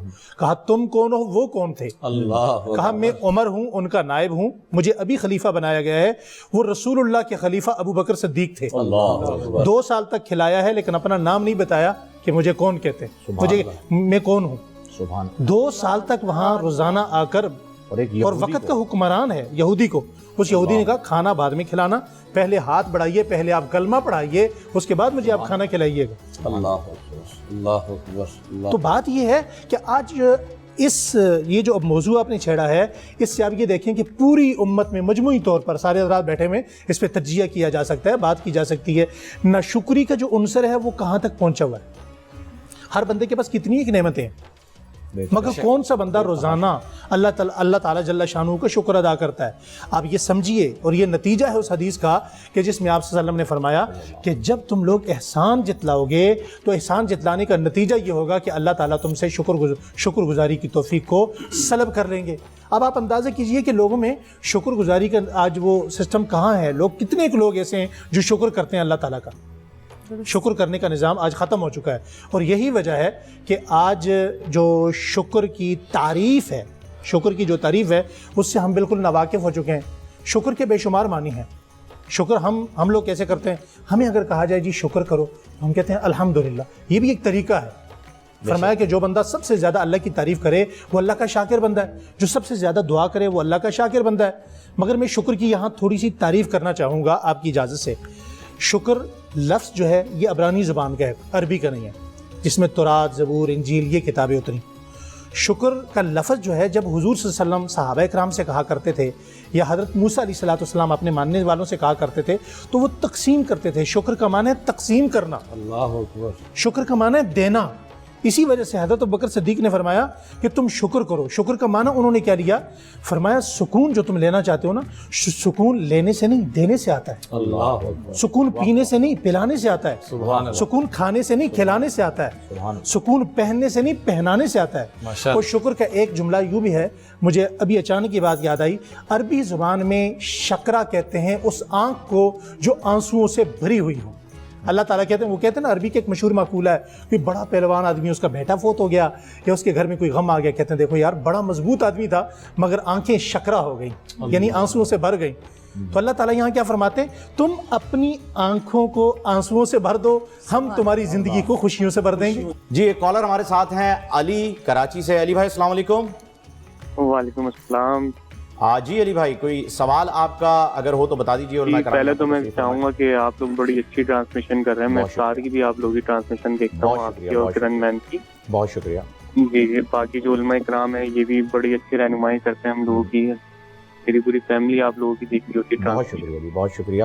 سوال آپ کا میرا سوال یہ ہے کہ مطلب میں نے کسی سے قرض لیا تھا تو اس نے اس ٹائم دیتے ہوئے مجھے کہا تھا کہ یار یہ میں معاف کر دوں گا، اگر تمہارے پاس ہو تو تم دے دینا ورنہ کوئی بات نہیں۔ قرض حسنہ شاید تو اسے کہا جاتا ہے۔ جی تو اب یہ کہ مطلب وہ بات پہ نا کبھی ہنسی مذاق میں مجھے کہتا ہے یار تو احسان مان میرا کہ میں نے تجھے وہ قرض تو دیا تھا۔ جتلا رہا ہے یعنی، ٹھیک ہے جی۔ تو مطلب ہاں، اور بعد میں وہ کہتا ہے یار وہ تو میں نے مذاق میں کہا تھا، تو اس کا مجھے بتائیں کہ میں بڑا دل پہ لگتی ہے۔ تو وہ یہ کہہ رہے ہیں کہ مذاق میں یہ کہا تھا کہ قرض حسنہ ہے، آپ واپس مانگ رہے ہیں قرض، یا یہ مذاق میں آپ کو بار بار مطلب دیتے ہوئے مجھے کہا تھا یار تمہارے پاس ہو تو دے دینا ورنہ کوئی بات نہیں۔ صحیح۔ تو اب وہ مذاق میں کبھی کہہ دیتا وہ ہے آپ یار کو کہ احسان تانے دے رہے ہیں۔ ٹھیک ہے آپ کا سوال جو ہے وہ آ گیا ہے۔ تو عمران بھائی تانے دے رہے ہیں، میرے خیال میں انہیں میری ذاتی رائے علی بھائی یہ ہوگی کہ کوشش کریں کہ اگر شخص ایسا ہے تو جو آپ نے قرض حسنہ سمجھ کے لیا ہے اسے جمع کر کے لوٹا ہی دیں تو بہتر رہے گا، اس سے کوئی بہتر میرے نزدیک نہیں ہوگا۔ باقی علماء کرام اس بارے میں زیادہ روشنی فرمائیں گے۔ دیکھیے قرض حسنہ کا ترجمہ ہی ہمارے ایک ساتھی مذاق میں کیا کرتا تھا، پہلے وہ کر دوں ذرا۔ جی ضرور۔ کیونکہ ہماری بہن کی طبیعت بھی ٹھیک نہیں، کل سے میری بھی ٹھیک نہیں ہے، اللہ تعالیٰ ہم سب کو شفا عطا فرمائے۔ اور روزے رکھ کے یا زیادہ ٹرانسمیشن کر کے بی پی تھوڑا سا لو ہو گیا، آپ کا زیادہ ٹرانسمیشن کر کے ہو گیا ہوگا ماشاءاللہ سے، آپ 6-7 جگہ پہ نظر آ رہے ہیں، اللہ قبول فرمائے۔ تو لیکن سب سے زیادہ مزہ آپ کے پاس آ رہی ہے، میں بات آپ کی محبت۔ آپ دونوں نے مل کے اس کو جو 4 چاند لگائے ہیں، اتنے عرصے سے ہم ماشاءاللہ کر رہے ہیں ٹرانسمیشن، لیکن اللہ جانتا ہے کہ بہت زیادہ خوبصورت انداز میں آپ لوگ اس کو لے کے چل رہے ہیں۔ اللہ تعالیٰ اپنی بارگاہ میں قبول فرما لے۔ آمین یا رب یا رب۔ قرض حسنہ کا ایک ساتھی ہمارا بڑا مذاقیہ، تو ہر بات کو مذاق میں ڈال دیتا تھا، تو قرض حسنہ کا اس سے تعریف قرض حسنہ کسے کہتے ہیں؟ کہتے ہیں قرض حسنہ کا مطلب یہ کہ جب کسی کو قرضہ دے دیا تو جب مانگے ہنس کے دکھا دو۔ اچھا یہ حسنہ ہے۔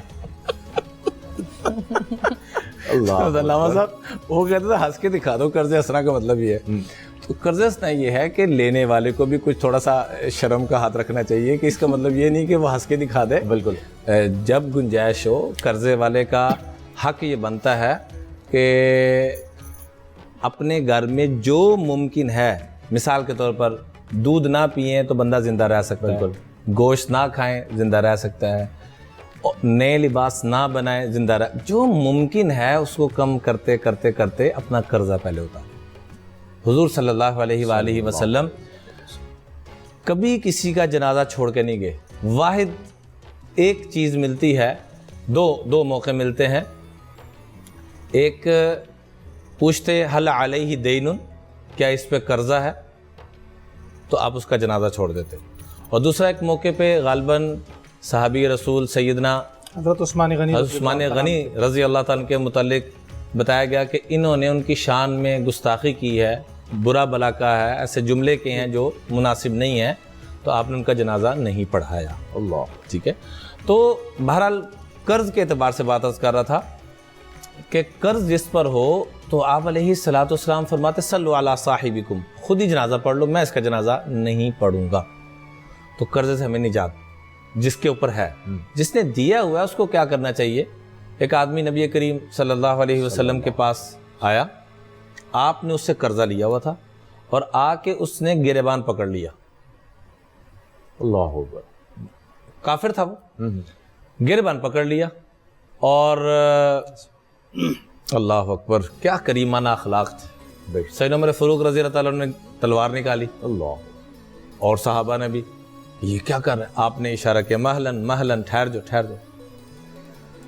فرمایا عمر آپ کو چاہیے کہ مجھے یہ بات کہتے, یعنی اصل میں حضور کو کیا کہنا تھا, سمجھایا جا رہا ہے آنے والے میرے آپ جیسے انسانوں کو کہ جس نے قرضہ دینا ہو کہ اس کو کہتے ہیں کہ احسن انداز میں قرض ادا کرے, اور جس نے لینا ہے بہن اس کو سمجھاتے کہ احسن انداز میں وصول کرے. یہ طریقہ ٹھیک نہیں, دونوں کو سمجھاتے. یعنی حالانکہ حضور کو سمجھانے کی نعوذ باللہ سوچنا بھی کفر ہے, بالکل ٹھیک. یعنی مراد یہ تھا کہ قیامت تک آنے والے لوگوں کو تعلیم فرمائی آپ نے, ظاہر سی بات ہے ہر چیز کی تعلیم آپ نے فرمائی, تو یہ بھی تعلیم فرمایا گیا. تو دونوں کو یہ کہتے ہیں کہ مجھے کہتے ہیں کہ اچھے طریقے سے دوں, یہ کیا طریقہ کہ تلوار نکال لی, اور ان کو کہتے ہیں یعنی تلوار نکالنے کو پسند نہیں کیا. حالانکہ اتنی بڑی زیادتی ہو رہی ہے, امام الانبیاء کو اوپر گلا کھینچنا. بالکل. تو پھر فرمایا کہ ان ابھی وقت آیا نہیں تھا, تو ان کو یہ سمجھایا جاتا کہ وقت سے پہلے نہ مانگے, اور جس نے قرضہ دینا ہو اس کو چاہیے 1,00,000 روپیہ قرض لیا ہے تو آسان طریقہ یہ ہے کہ جب 1,00,000 روپیہ دینے کا وقت ہے تو 1,00,000 کے ساتھ کچھ اضافی دے دے. شروع میں طے کرنا سود ہو جائے گا. میں نے آپ سے 1,00,000 روپیہ لیا, نہ آپ کے دل میں ہو نہ میرے دل میں ہو اس وقت, اور خاص طور پہ جس سے لیا اس کے دل میں تو بالکل نہیں ہونا چاہیے, 1% بھی نہیں, ورنہ سود ہو جائے گا. اور جب میں دے رہا ہوں تو اپنی خوشی کے ساتھ یہ ماحول بنانا چاہیے تاکہ سودی نظام سے ہم نکلیں. حضرت امام اعظم ابو حنیفہ اور آپ نے پھر ایسے کیا, جتنا بنتا تھا وہ بھی دیا, وقت سے پہلے دیا اور اس سے زیادہ دیا. طے کر کے لینا مجبور کی. میرے پاس ایک آدمی رونے لگ پڑا, کہنے لگا چونکہ جیسے آغا صاحب کے پاس اللہ نے ماشاءاللہ ان کے فیض کو عام کیا, وہ لوگ آتے رہتے ہیں روحانی مسائل پوچھنے کے لیے, اللہ تعالیٰ ان کے خیر کو اور دنیا میں عام تام فرمائے, آمین آمین. اور ایسے ہی لوگ آتے رہتے ہیں کہ پریشانیاں, ٹینشنیں, اس میں کیا کریں. تو ایک آدمی آ کے کہنے لگا کہ میں نے غلطی سے گھر میں بیوی سخت بیمار تھی, جیسے علامہ صاحب نے بڑا خوبصورت واقعہ سنا ہے کہ تمہیں مبارک ہو کہ تمہاری بیوی سال میں 4 دفعہ ماشاءاللہ بچہ جو ہے وہ جنتی ہے. تو وہ اس کی بیچارے کی جینون بیوی بیمار تھی, تو وہ آ کے کہنے لگا کہ میں نے قرض لے لیا اور اس نے سود اس مقدار میں رکھا کہ میں 2 سالوں میں اتنا پیسہ واپس کر چکا ہوں اور میرا پیسہ ادھر کو ادھر ہی پھنسا ہوا. اور غریب آدمی تھا, ریڑھی لگانے والا, اور رویا بل بلا کے. الحمدللہ اللہ نے توفیق دی تو اس کی جان اس سے چھڑائی. مراد یہ ہے کہ یہ طریقہ کار بھی غلط ہے. تو آپ علیہ الصلوۃ والسلام نے دونوں لوگوں کو سمجھا دیا, عمل کر کے تعلیم دینی تھی امت تک کہ جس نے لیا ہوا وہ وقت سے پہلے واپس کرے. قرض اثنا میں بھی وقت کچھ نہ کچھ طے ہونا چاہیے کہ کب تک واپس کریں گے, اور نہیں اگر طے ہوا تو جس نے لیا ہے وہ اپنے اخراجات کم کرے, اپنی ضروریات کم کرے, اور اپنی خواہشات تو بالکل ویسے ہی جس کے پاس ہو اس کو بھی نہیں کرنی چاہیے. اور امام اعظم ابو حنیفہ رحمۃ اللہ علیہ کا واقعہ ملتا ہے احسان مندی کے اعتبار سے, جو آپ نے بات فرمائی کہ ایک آدمی سے قرض لیا ہوا تھا, ایک آدمی نے قرض لیا ہوا تھا, اس سے قرض لینے کے لیے گئے تو سخت تپتی دوپہر تھی, تو اس کے مکان کے نیچے, مکان کی وجہ سے اس کی سایہ نیچے آ رہا تھا, تو ادھر بھی کھڑے نہیں ہوئے. اللہ اکبر, کہ اتنا بھی احسان اس کا میں نہ لوں. اللہ اکبر. اللہ. صحابہ کرام کی زندگی کو اٹھا کے دیکھیں نا بہن, تو ہمیں بڑا کچھ ملتا ہے. ہمیں یقین کریں, میں اس لیے بار بار ہاتھ جوڑ کے درخواست کر رہا ہوں کہ صحابہ کی زندگی اگر ہم پڑھ لیں تو اللہ کی, جنہوں نے قرآن و حدیث کو ہم تک پہنچایا, جو واسطہ بنے, جو ذریعہ بنے, اور جن کو اللہ نے دنیا میں اپنی رضا کا پروانہ عطا فرما دی, جب ان کی زندگیاں پڑھ لیں گے انہوں نے کیا کیا عملاً, تو ہمارے سارے معاملات کلیئر ہو جائیں گے. قرآن پاک کی سورہ مجادلہ میں آیت مبارکہ ہے, سورہ حشر میں, وَيُؤْثِرُونَ عَلَىٰ أَنفُسِهِمْ وَلَوْ كَانَ بِهِمْ خَصَاصَةٌ, خود بھوکے رہا کرتے تھے, دوسروں کو کھلایا کرتے تھے. اس کا وظیفہ بھی انشاءاللہ آغا صاحب سے پوچھیں گے. جی جی آغا صاحب سے پوچھ ہی لیتے ہیں کیونکہ ماشاءاللہ آج ہم جب سے آغاز کر چکے ہیں آغا صاحب بالکل ہی آج خود آغا صاحب خاموشی کا وظیفہ پڑھ کے آئے ہوئے جی خود وظیفہ اس لیے ہم بولتے جا رہے ہیں. علماء کی جب یہ محفل چل رہی ہوتی ہے اس میں صحابہ کرام کے تذکرے ہوتے ہیں, انبیاء کرام کے تذکرے ہوتے ہیں, اہل بیت کے تذکرے ہوتے ہیں, علم کی گفتگو ہوتی ہے, تو مجھے ایسا لگتا ہے کہ یہ جو ہماری سحری کے اوقات ہیں جس میں اللہ تبارک و تعالیٰ کی طرف سے ندائیں آ رہی ہوتی ہیں کہ ہے کوئی پکارنے والا, ہے کوئی مانگنے والا, یہ عبادت ہی ہے ہماری. جو یہ بولڈ ٹی وی کی جو خوبصورت و حسین ٹرانسمیشن چلتی ہے اللہ والوں کے تذکرے ہی چل رہے ہیں نا ماشاءاللہ, تو یہ عبادت کا ایک وقت عبادت کا کاؤنٹ ہوتا ہے, تو اس میں الحمدللہ یہ خاموشی جو ہے نا یہ بھی عبادت ہے. کرن ایک سوال میرے پاس آیا ہوا ہے, میں چاہ رہا ہوں کہ اس وقت وہ سوال بھی ضروری ہے کیونکہ سحری کا بھی جو ہے وہ سحر کا وقت ہونے لگا ہے ختم اور لوگ کھانے پینے بیٹھ رہے ہوں گے, تو یہ سوال آغا بھائی آپ کے لیے ہے. وظیفہ ایک جو ہے وہ آپ سے جاننا چاہ رہے ہیں اور مشورہ جو ہے وہ عمران بھائی آپ جو ہے وہ اس پہ دے دیجئے گا. شبانہ صاحبہ کا سوال ہے, کوثر ان کی والدہ کا نام ہے, کراچی سے تعلق ہے, پسند کی شادی کا وظیفہ جاننا چاہتی ہیں آپ سے اور والدین جو ہیں وہ راضی نہیں ہو رہے. عمران بھائی اس پہ آپ کا بھی جو ہے وہ مجھے لقمہ چاہیے ہوگا, پہلے وظیفہ لے لیتے ہیں. والدین کو راضی کرنے سے بڑا کوئی وظیفہ ہے میرا خیال ہے اس زندگی بھر کے اتنے بڑے اقدام کے اندر کہ جہاں پہ لڑکا اور لڑکی ایک دوسرے کے ساتھ شادی کریں گے بغیر ماں باپ کی مرضی کے, پوری زندگی انہوں نے ساتھ گزارنی ہے, اچھی گزرے یا خدا نہ خواستہ بری گزرے, تو میرا خیال ہے اس وقت جو سب سے بڑا وظیفہ یہ نہیں ہے کہ ہم اللہ رسول کے بعد اپنے ماں باپ کی اطاعت کریں, ان کو اس فیصلے میں شریک کریں. کیا بات, بہت کیا فرماتے ہیں آپ اس بارے میں؟ ویسے میں ایک ذاتی سا مشورہ آپ سے بارے میں آغا بھائی فرمانے کی اوقات ہی نہیں رکھتا. آقا صلاۃ والسلام نے اس بارے میں فرما دیا ہے کہ جو اپنے والدین کو راضی نہیں کر سکا, ناراض کرے گا, ان کے وہ اللہ کو راضی نہیں کر سکے گا. وہ جنت میں جو لوگ نہیں جائیں گے, جن کی بات نہیں سنی جائے گی, ان 3 لوگوں میں آپ لوگ جو ہے ایسے بہت سارے لوگوں میں وہ شامل ہے جو والدین کو راضی نہیں کرے گا. ایسے بہت سارے کیسز آئے. الحمدللہ رب العالمین, اللہ کی ذات بڑی, رسول اللہ کی ذات بڑی, اللہ کا کلام بڑا, اس کا قرآن بڑا, مسنون دعائیں. آپ نے 313 مرتبہ عشاء کی نماز کے بعد اللہ ربی لا شریک لہ, اللہ ربی لا شریک لہ, ایک تو اس کا ورد کریں اور روزانہ رات کو سوتے وقت درود ابراہیمی پڑھیں 100 مرتبہ اور اللہ تعالیٰ سے گڑ گڑا کے دعا کریں کہ یہ اگر میرے حق میں بہتر ہے تو اس صورت میں مجھے ملے کہ میرے والدین کی رضا اس میں شامل ہو. دیکھیں بغیر والدین کی رضا کے آپ یہ کام اگر خدا نہ خواستہ کر لیں گے اور آگے جا کے آپ کی لائف اچھی نہیں گزری تو آپ اپنے والدین کو تباہ و برباد کر دیں گے. وہ زندگی بھر آپ کو دیکھ کے جیتے ہیں, والدین ہمیں دیکھ کے جیتے ہیں. وہ زندگی بھر ہم جب بخار میں ہوتے ہیں نا تو وہ ہمیں سوکھے میں سلاتے ہیں اور خود گیلے میں سوتے ہیں. اللہ, وہ ہمیں یہاں تک پہنچانے میں ہمارے ماں باپ کا کتنا بڑا رول ہے, کتنا بڑا کردار ہے. آج ہم جتنے بھی یہاں پر بیٹھے ہوئے سب اپنے پیرنٹس کی وجہ سے بیٹھے ہیں.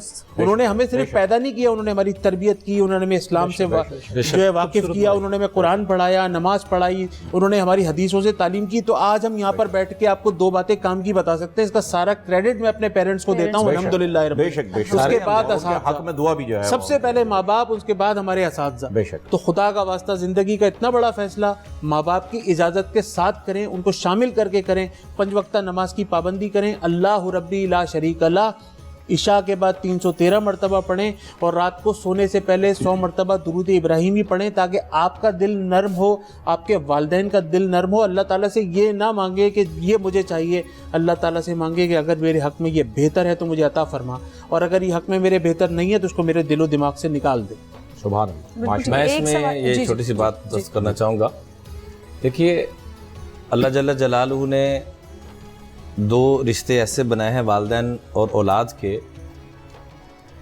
اولاد ممکن ہے اپنے بارے میں کوئی غلط سوچ لے, لیکن رب کعبہ کی قسم والدین کبھی یہ تصور بھی نہیں کر سکتے.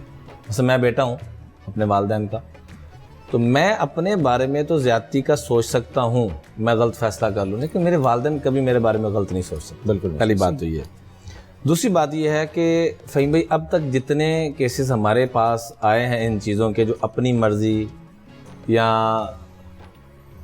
لو میرج جو ترتیبیں چل رہی ہیں جس میں والدین کو نکال دیا جاتا ہے, استخارہ نکال دیا جاتا ہے, مشورہ, عموماً اللہ تمام بیٹیوں کے گھروں کو بات کرے, بیٹوں کے گھروں کو بات کرے, تمام ہماری ماں بہن بیٹیوں کے گھروں کو آباد رکھے. عموماً نتیجے تک کام نہیں پہنچ پاتا, طلاقوں تک نوبت, لڑائی جھگڑوں تک نوبت, اور پھر ایسی کیفیت میں ہماری وہ بیٹی اور بیٹا دونوں کھڑے ہو جاتے ہیں. نہ بیٹی اپنے والدین کی طرف جانے والی ہوتی ہے نہ بیٹا اپنے والدین کی طرف، کس منہ کے ساتھ جائیں گے آپ؟ بالکل دیکھیں یہ اس کا سہارا تو لیتے ہیں کہ شریعت نے ہمیں اجازت دی ہے، لیکن شریعت نے جہاں اجازت دی ہے وہاں یہ بھی تو حکم دیا ہے کہ والدین اگر تمہیں کسی جائز کام سے روک دیں، جائز کام سے روک دیں تو اب اس لڑکی کا وکیل کیا اس کا باپ نہیں؟ باپ ہے، وہ حدیث ہے باقاعدہ کہ ولی کی اجازت کے بغیر نکاح بھی نہیں ہوتا، ہے ہی نہیں جی۔ تو اس کی گزارش یہ ہے کہ ان چیزوں میں ہمیں احتیاط کرنی چاہیے اور ان کی رضا کو لے کے چلنا چاہیے، اس میں انشاءاللہ خیر ہوگی، برکت ہوگی انشاءاللہ۔ ایک سوال اور آپ کی جانب لے کر آتی ہوں، تحریم صاحبہ ہیں، عذرا ان کی والدہ کا نام ہے، بڑا یہ ہاربل سے سوال ہے، کہہ رہی ہیں کپڑے غائب ہو جاتے ہیں اور جب واپس ملتے ہیں تو کٹے ہوئے ملتے ہیں، غالباً یہ جادو وغیرہ کا کوئی سلسلہ ہوتا ہے؟ جی بالکل، یہ ہمارے پاس ایسے کیسز بہت آئے، ہم نے میڈیا کے اوپر ٹیلی ویژن پہ بہت سارے دیکھے کہ گھروں میں سے عموماً خواتین میں یہ مسئلے زیادہ ہیں۔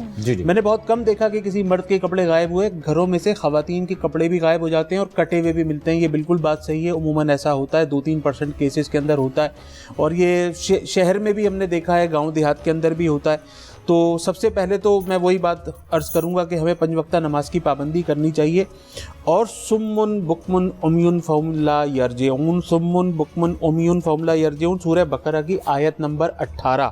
یہ آپ نے عشاء کے بعد لازمی 100 مرتبہ پڑھنا ہے، اول و آخر درود پاک لازمی، اور ہر نماز کے بعد 11 مرتبہ سورہ فیل، ہر نماز کے بعد 11 مرتبہ سورہ فیل اور 100 مرتبہ سمن بکمن عمیون فہم لا یرجعون۔ یہ بہت ہی اچھا وظیفہ ہے، انشاءاللہ یہ وظیفے کی برکت سے آپ کے یہ گھر سے یہ معاملات ختم ہو جائیں گے۔ ایک وظیفہ میں اور بھی دیتا ہوں، لیکن وہ وظیفہ ہر کوئی کر نہیں سکتا۔ میں کہتا ہوں جی روزانہ 1 مرتبہ سورہ بقرہ پڑھیں 7 دن تک۔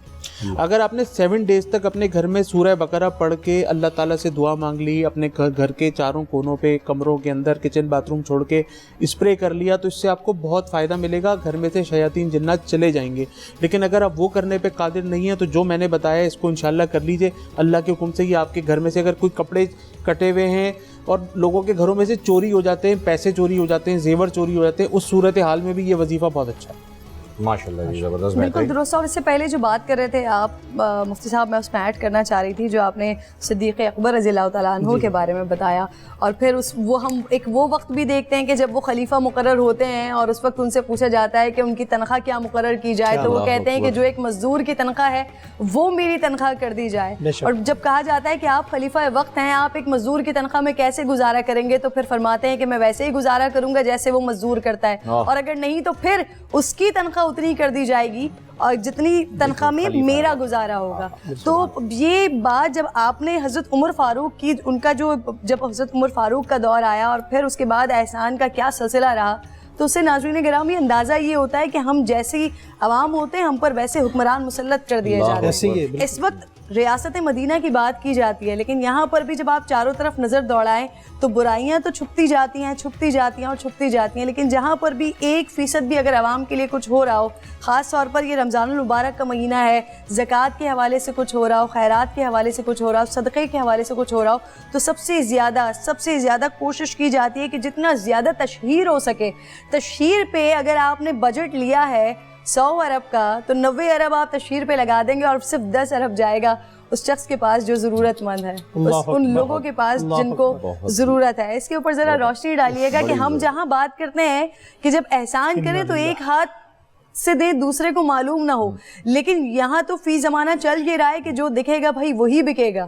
پہلے دکھائیں گے اور پھر اس کے بعد اس کو بیچیں گے، یہ والا سلسلہ پہلے تصویر اس کی اپلوڈ۔ ایک چیز اس میں اگر آپ کی اجازت ہو کریں تو میں اس میں ایڈ کرتا چلوں کہ جو آپ نے بڑی خوبصورت مثال دی کہ حضرت ابوبکر صدیق رضی اللہ تعالیٰ عنہ نے جو ہے وہ فرمایا کہ اتنی تنخواہ جو ہے وہ میری بھی کر دی جائے۔ کچھ دنوں پہلے جو ہے وہ وزیر اعظم صاحب نے بتایا تھا کہ ان کی تنخواہ جو ہے وہ قریب 2 لاکھ روپے اور اس میں ان کا گزارا نہیں ہو پاتا، تو اس بات پر بھی غور کیجئے گا کہ مزدور کی تنخواہ بھی جو ہے وہ ذرا اس کے قریب آئیے گا، یہ گزارش ہے میری آپ سے۔ اور یہ پروگرام میں نے اپنی بہن کا یہ سنا تھا تھوڑے دن پہلے، یقین کریں وزیر اعظم کو اسی وقت یہ میسج دیا تھا جب یہ ان کی تنخواہ انہوں نے بتائی، اور میرے دل سے دعا نکلی کہ ایسے حق کلمہ کہنے والے بھی موجود ہیں، اور الحمدللہ آپ کے بھائی کو بھی یہ سعادت ملی کہ وزیر اعظم صاحب بالکل سامنے بیٹھے ہوئے تھے، تو میں نے کہا تھا کہ ایاک نعبد و ایاک نستعین اوپر یہ چلے اور نیچے اللہ کی نافرمانی ناچ گانا چلے، تو اس سے اللہ کی مدد نہیں آئے گی۔ اللہ کی مدد آئے گی جب ہمارے قول و فعل میں تضاد نہیں ہوگا، جب ہم خلفاء راشدین والے سسٹم کو لے کے آئیں گے تو اللہ کی مدد آئے گی. آپ علامہ صاحب سے پوچھ رہے تھے کچھ؟ جی جی. بسم اللہ الرحمن الرحیم. دیکھیے یہ جو آپ کا سرمایہ دارانہ نظام ہے نا، اس کی بیس ہی اسی پر ہے کہ آپ دوسروں کے سر پہ ٹوپی پہنائیں اور دوسروں کو ہمیشہ گھماتے رہیں اور ان کی جیبیں خالی کریں اور اپنا اکاؤنٹ بھرتے رہیں. تشہیری مہم اسی کا ایک بہت بڑا حصہ ہے. اس لیے جب کوئی چیز بنتی ہے آپ کی اسی سرمایہ دارانہ نظام میں، جتنی بھی فیکٹریاں ہیں، جتنی بھی ٹیکنالوجیز سامنے آتی ہیں، اس ٹیکنالوجی میں کسی بھی ایک آئٹم کا جو اصل خرچہ ہوتا ہے وہ اگر 100 روپیہ ہے، اس کی قیمت لگائی جاتی ہے 1 لاکھ روپیہ، اور 1 لاکھ روپیہ میں اس 100 روپے کی چیز کو بیچنے کے لیے 30,000 40,000 روپیہ تشہیری مہم پر خرچ کیا جاتا ہے. اور اس کے نتیجے میں آپ اپنے عوام کو خرچ کرنے والے عوام میں تبدیل کرتے ہیں، ان کا خرچہ بڑھاتے ہیں. آپ یعنی عوام کو ایک لگژری زندگی کا آہستہ آہستہ آہستہ آہستہ عادی بناتے ہیں. نتیجتاً اگر تنخواہیں بڑھتی ہیں تو آسائش نہیں بڑھتی، اضطراب بڑھتا ہے. آپ اگر یورپ کی زندگی دیکھیں تو ہم یہاں پر بیٹھ کر تو یورپ کے عوام پر اور یورپ کی زندگی پر رشک کرتے ہیں، لیکن وہاں پر جانے والے جب واپس لوٹتے ہیں تو کہتے ہیں ہم پیسہ کمانے کی مشین ہیں. کیوں؟ اس لیے کہ اس زندگی کو مینٹین کرنے کے لیے جو ان کو محنت کرنی پڑتی ہے، اس محنت کے نتیجے میں ان کی زندگی کا سکھ چین تو بالکل ختم ہو جاتا ہے. نہ وہ اپنے آپ کو ٹائم دے سکتے ہیں، نہ اپنے بیوی بچوں کو ٹائم دے سکتے ہیں، نہ اللہ کو ٹائم دے سکتے ہیں. ان کی پوری توجہ اس پر صرف ہوتی ہے کہ انہوں نے اگر گاڑی لون پہ لی ہے تو اس کی قسط بر وقت ادا کرنی ہے، گھر لون پہ لیا ہے تو اس کی قسط بر وقت ادا کرنی ہے، کوئی اور سہولت لی ہے تو اس کی قسط بر وقت ادا کرنی ہے. کیوں؟ یہ نظام جو معیشت کا نظام ہے مغربی، اس نظام معیشت کا یہ اصول ہے. اگر یہ اصول ختم ہو جائے تو پھر نظام معیشت ختم ہو جائے. اگر وہ ختم ہو جائے تو پھر یہ سارا سرمایہ دارانہ نظام جو ہے وہ تباہ و برباد ہو جائے. اس لیے اگر آپ اسلام کی طرف لوٹیں گے تو اسلام میں تو آپ کو یہ کہا گیا ہے کہ جب آپ کوئی چیز بیچنا چاہیں تو اس چیز کے معائب پہلے بیان کریں اور خوبیاں بعد میں بیان کریں، تاکہ لینے والا معرفت کے ساتھ اور علم کے ساتھ اور جان کر وہ چیز خریدے، تاکہ اس میں دھوکہ نہ ہو. آپ کی یہ جو تشہیری مہم ہے اس میں سفید سیاہ ہوتا ہے اور سیاہ سفید، چونکہ ایسا ہوتا ہے اس لیے سارے کا سارا دھوکہ ہے. جب دھوکہ ہے تو اس دھوکے سے کمائی ہوئی دولت سے نہ سکون، نہ آرام، نہ چین، نہ اس کے نتیجے میں آپ کو حقیقی زندگی کی لذتیں محسوس ہوتی ہیں. یہ ساری کی ساری چیزیں ختم ہو جاتی ہیں. جو ہمارے معاشرے کی مشکل ہے وہ یہ ہے.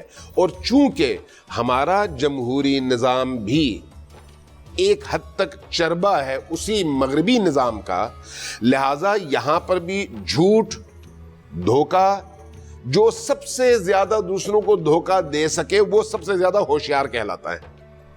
آپ دیکھیں نا عام ہماری زندگی میں جو سب سے زیادہ بڑا دھوکے باز ہوگا، بڑا فراڈیا ہوگا، بڑا عیار ہوگا، کہتے ہیں یہ سب سے زیادہ ہوشیار ہے. جبکہ اسلام کہتا ہے سب سے زیادہ بیوقوف یہ ہے جس نے چھوٹی سی قیمت کے لیے بہت بڑی متاع بیچ دی اور اس کو اندازہ ہی نہیں ہے کہ اس نے کتنا بڑا نقصان کیا ہے. ٹھیک ہے، یعنی جو آج کے اس دنیا میں جتنے بڑے بڑے لوگ ہیں ان کی عمریں کتنی ہوں گی؟ زیادہ سے زیادہ 60 سال، 70 سال، 80 سال، 90 سال. اس کے بعد تو انہوں نے نہیں رہنا.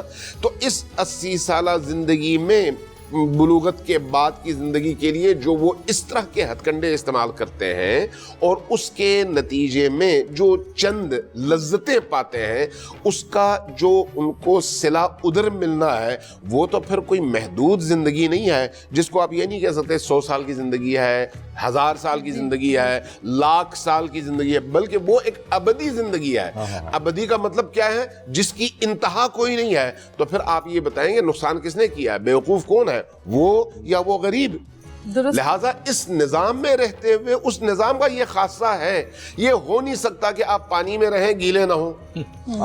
اس نظام میں رہتے ہوئے آپ کو یہ بھگتنا پڑے گا جب تک اس سرمایہ دارانہ نظام کا خاتمہ نہیں ہوتا اور اللہ کے دین کا نفاذ نہیں ہوتا۔ اور آپ نے کہا نا کہ وہ شخص سب سے بڑا بیوقوف ہے، تو مجھے ایسا لگتا ہے کہ اس لیے کہ ہم نے ظاہری آنکھیں کھولی ہوئی ہیں، شعور کی آنکھیں بند ہیں۔ اگر شعور کی آنکھیں کھلی ہوئی ہوں تو معلوم ہو یقیناً ایسا ہے، یہ جو چھوٹی سی محدود سی زندگی ہے، اس کے بعد جو ابدی زندگی ہے، بالکل یہاں کا کیا ہوا وہاں مل رہا ہے۔ آپ کا ایک سوال تھا پہلے جب آپ نے مولانا سے فرمایا تھا، سوال کیا تھا کہ یہ جو مغربی لوگ مختلف چیزیں ایجاد کرتے ہیں تو اب اس کے نتیجے میں ہم اس سے آسائش پاتے ہیں، اس کا شکریہ ادا کرنے کا کیا طریقہ ہے؟ آپ نے یہی پوچھا تھا، تو سوال تشنا رہ گیا، جواب نہیں آیا۔ میں اس میں ایک جملہ ایڈ کرنا چاہوں گا۔ دیکھیں، رسول کریم صلی اللہ علیہ وسلم کا فرمان ہے آپ سے منسوب، میں یہ منسوب اس لیے کہہ رہا ہوں کہ روزے کی حالت میں اگر کوئی آپ نے ایسا جملہ کہا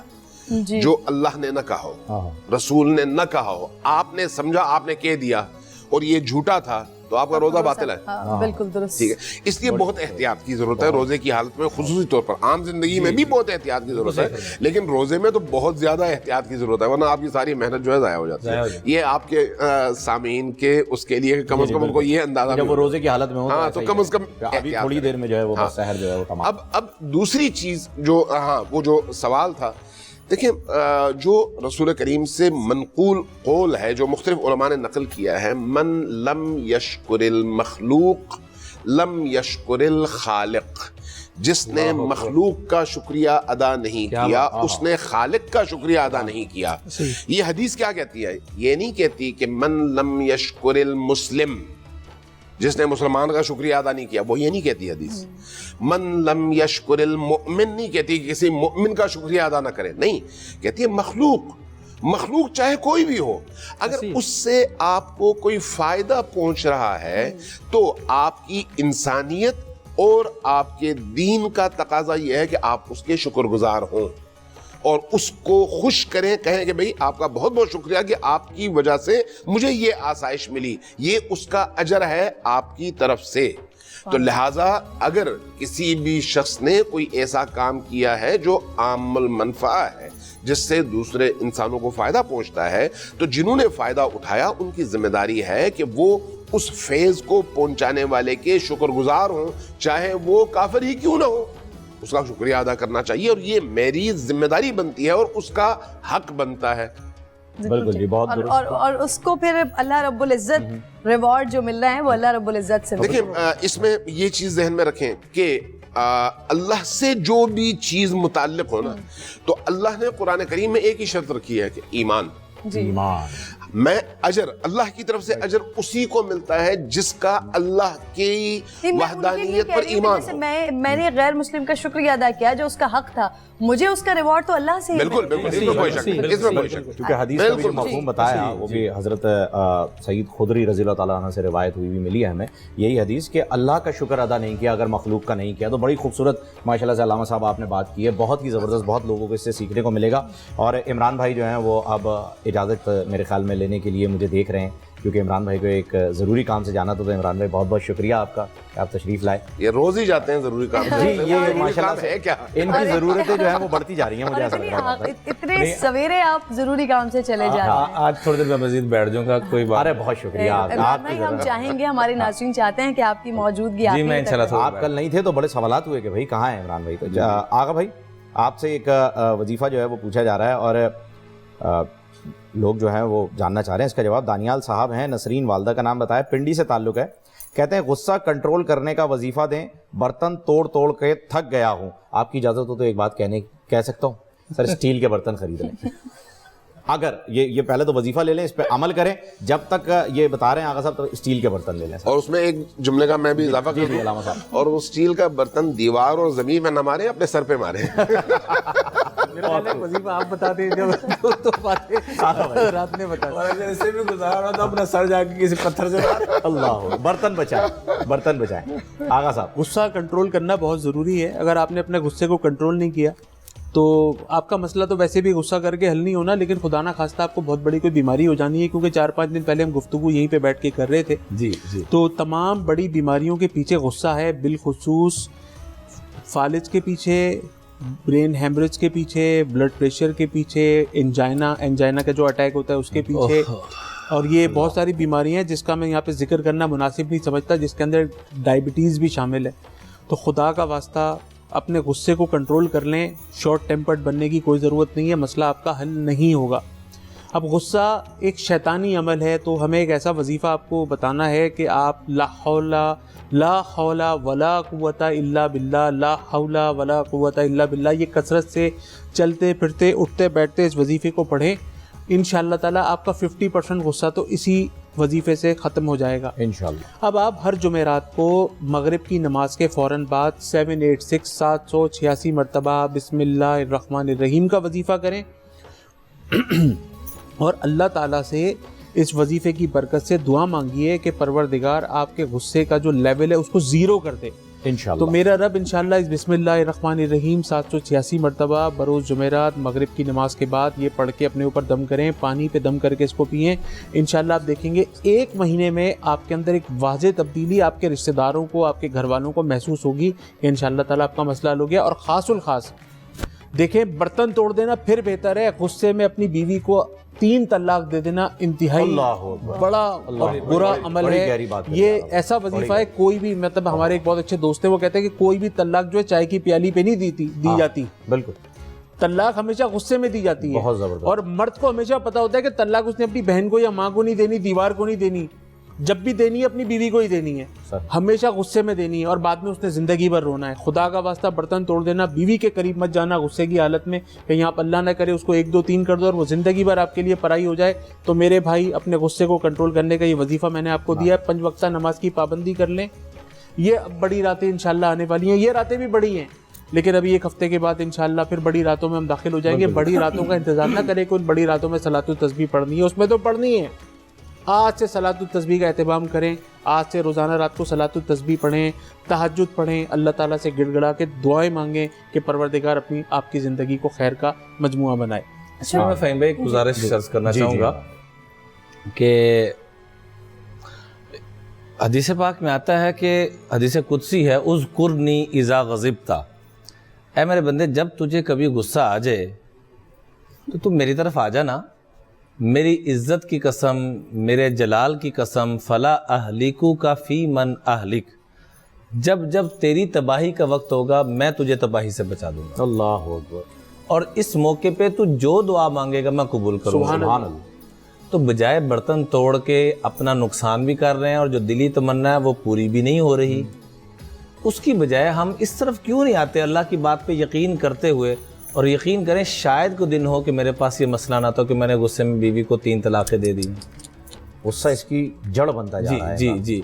اور جیل میں جاتا ہوں, جیسے میں نے پہلے بھی عرض کیا بیانات کے لیے, کسی اور سلسلے میں نہیں, تو وہاں بھی لوگوں سے پوچھتا ہوں کہ غصے کی وجہ سے اندر کون ہے, وہ تو 70-80% ہاتھ کھڑے ہوتے ہیں کہ میں بھی غصے کی وجہ سے, میں بھی غصے کی وجہ سے, میں بھی غصے کی وجہ سے. تو میں جو طلاق کا مسئلہ آتا تو ہمارے استاد فرمایا کرتے تھے کہ بھائی کو بیوی کو لو لیٹر تھوڑا لکھ کے دے گا کہ میں تجھے 3 طلاقیں دینے لگا ہوں, غصے میں آ کے دیتا ہے.